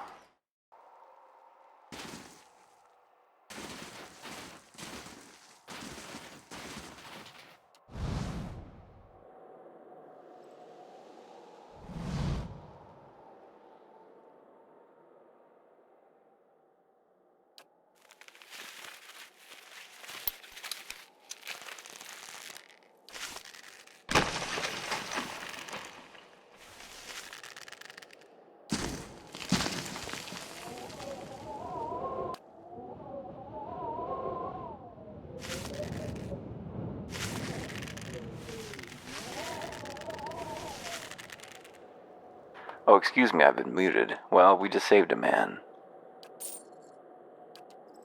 I'm heading back to town. Watch your step out there. Yeah, sure. I've been down there for so long, I thought I was done for. You seemed done for. Oh, hello. Hey. Now the villagers will leave us alone. We never confirmed that, actually. Let's confirm that. Oops, this is a cave. Anything horrible in this cave? Lagufest!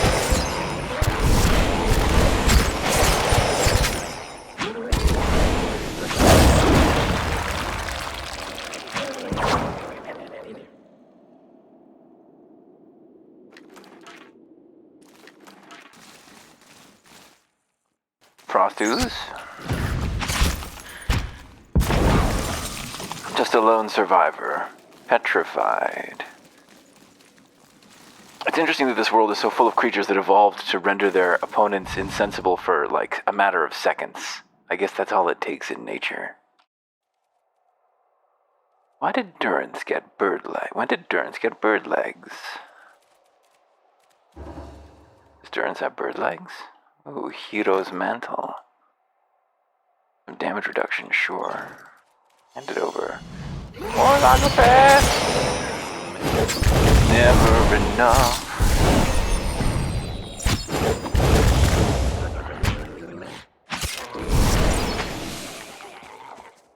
Why can't we cast again? Wrong character selected was all.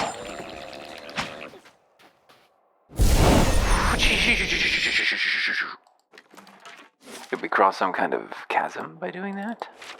I guess we did.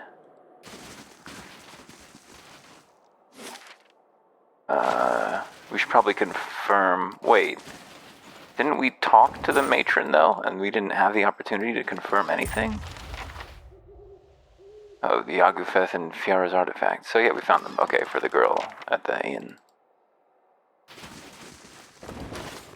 Rambling. You just traveled from that cavern to that one.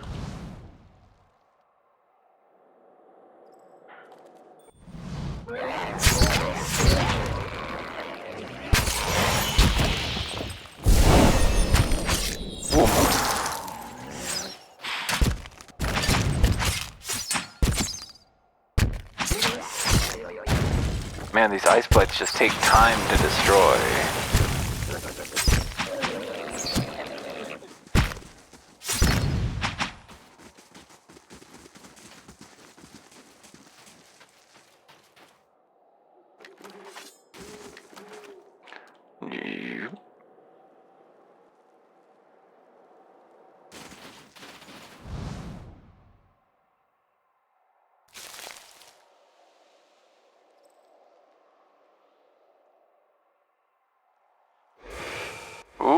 Oop.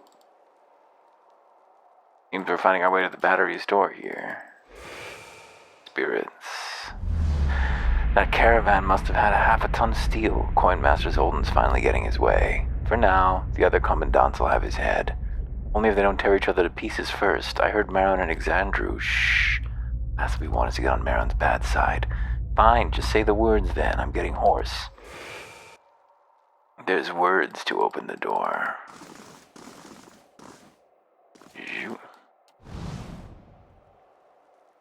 Maybe they had one really tall dwarf who needed a door this big. The dwarves sealed the door, never to emerge again. If there are answers, they lie within. The lesser the man, the greater the things he builds to compensate for it. The comment from Haravius? Fine.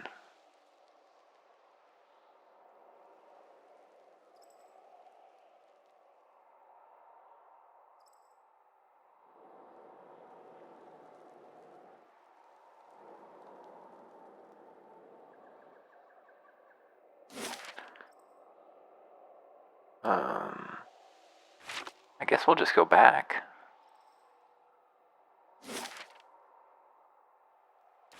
Caravan. Ogres.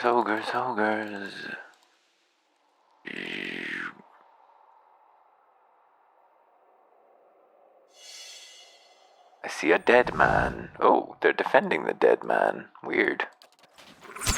Why? I will knock you all to the ground.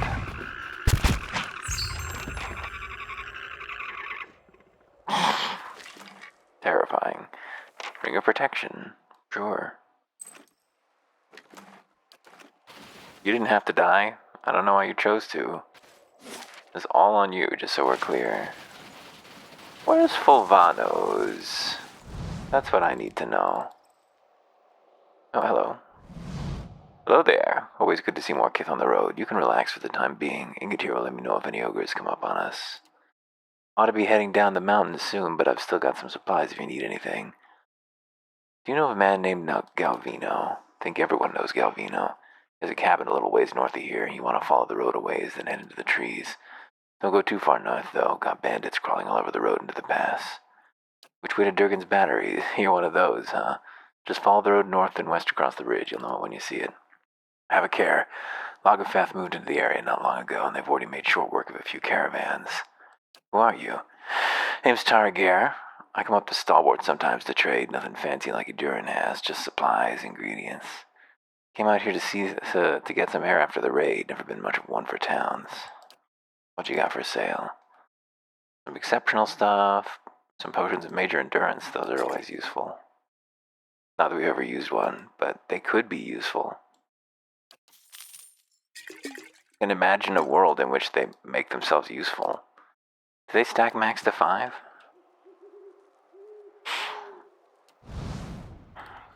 What does that even mean? A spell book. Oh, we don't have a spellman right now.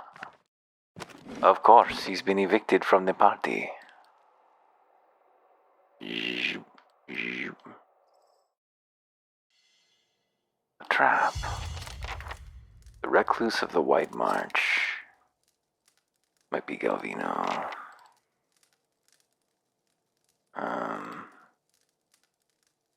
The home was trapped, but seems otherwise unremarkable. Oh, there is a staircase there.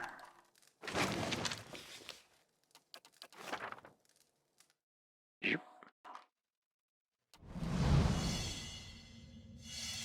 Traps. Traps. Misshapen constructs and more traps.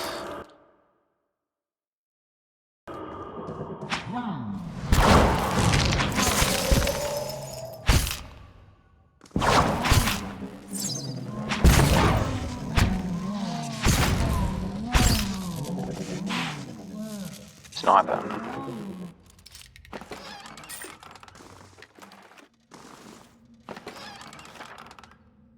Creek.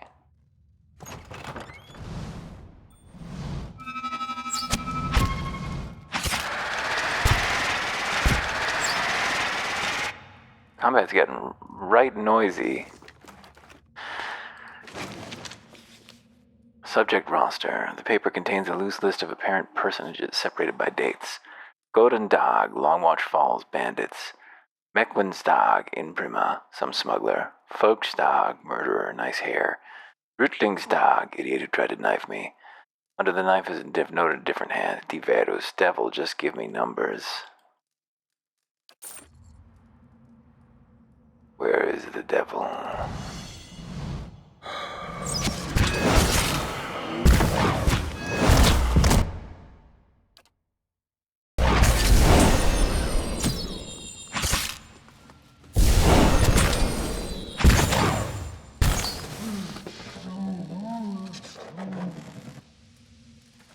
Should make this something easier to press. Oops, made it nothing. Okay. Oh, anyway.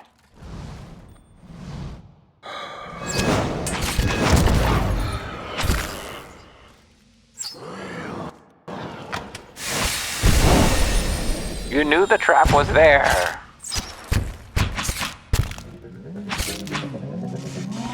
You knew it had experience inside it.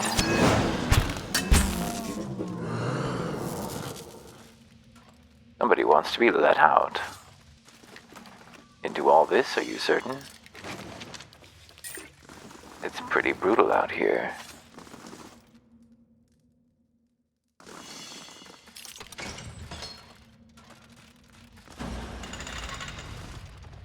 Broken construct. Ha! Your money or your life, friend? A tinny voice rises from within the chest of this headless machine. From time to time, a burst of sparks accompanies the rattling of its innards. Excuse me? Get a little lost, did we? There's a toll on these roads. 500 copper, or you'll have a new set of nostrils to breathe out of. Give the I've come to help you. You're free of this place. Free? What are you on about? But we're not on the road. You really are lost. Tell you what, pay up and I'll point you to log home. That's a decent trade, isn't it? You're in a cell. Look around you. A philosopher, is it? All of us trapped in the cages of our own iniquity? I'll have none of that. There's a manic quality to the voice now, and we hear a harsh metallic whine from within the construct's frame. The door's right there. Be free. Hey, you're right. It's wide open. It takes a lurching step forward. A fierce, bright light shines within its frame. Farewell, stranger. I'm free. I'm free. No cell can hold me. Probably for the best. Let the confused soul animating it go back to the wheel. Spell-holding ray of pain, disengagement. Yeah. Blood moss. Oops. This was a hidden way. Oh! Ouch.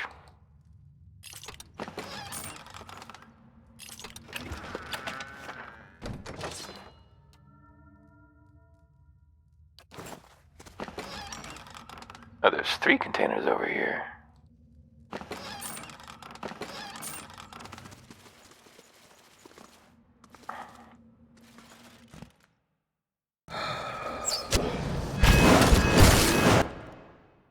Well, that's a disaster. You repeat all I say. All I say.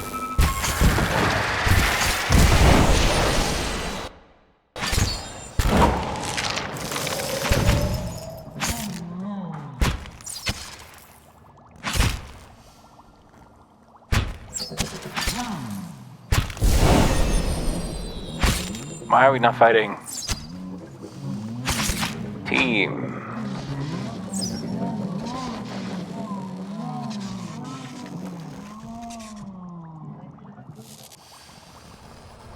The lever seems locked in place for the moment.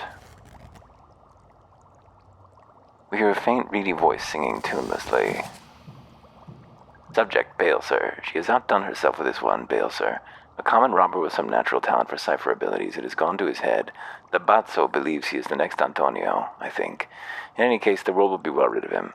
Still, he has yielded promising results. His mind is almost perfectly intact. I might even be able to determine whether there is merit in his delusions about his soul lineage.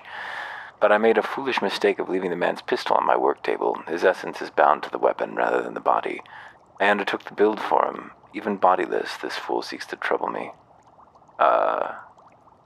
His essence is bound to the weapon rather than the body I undertook to build him from. I have sealed him within one of the tanks. I will have to proof the machines against free-roaming experiments until I think about a solution. Until then, I suppose I must endure the company while I work. And he's got a thinking, soul-bindable... Whoa! Hear a short series of clicks from around the corner.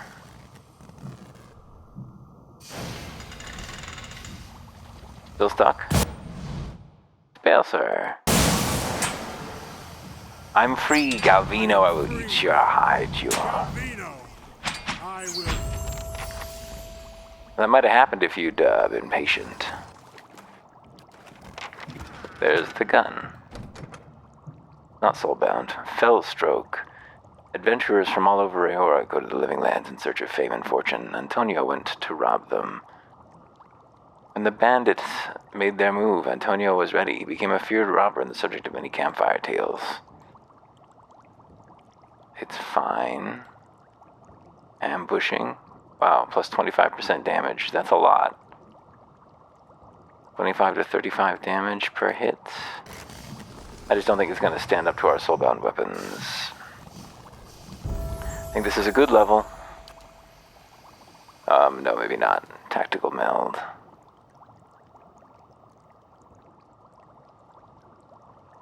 It's a lower level power. We didn't even get to pick one of the same level because there weren't enough. That's a disappointment. Greater focus, psychic backlash, offensive. We've already taken this one, right? For the arbalest, I believe. Savage attack.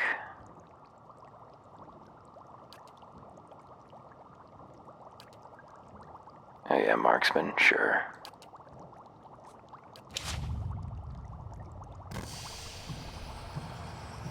Everybody else is gonna be a little bit more boring to level up. Yeah, puts on survival, it's fine.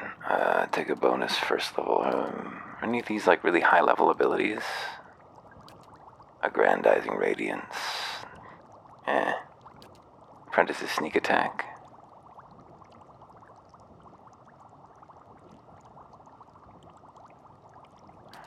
He's got the sword and shield style, right? Yeah, I believe so. Vulnerable attack. Hush, hush, hush, hush, phone, hush. I know. This is probably a good place to end the episode anyway. We're going on 2 hours here. I'll finish these level ups and see you soon.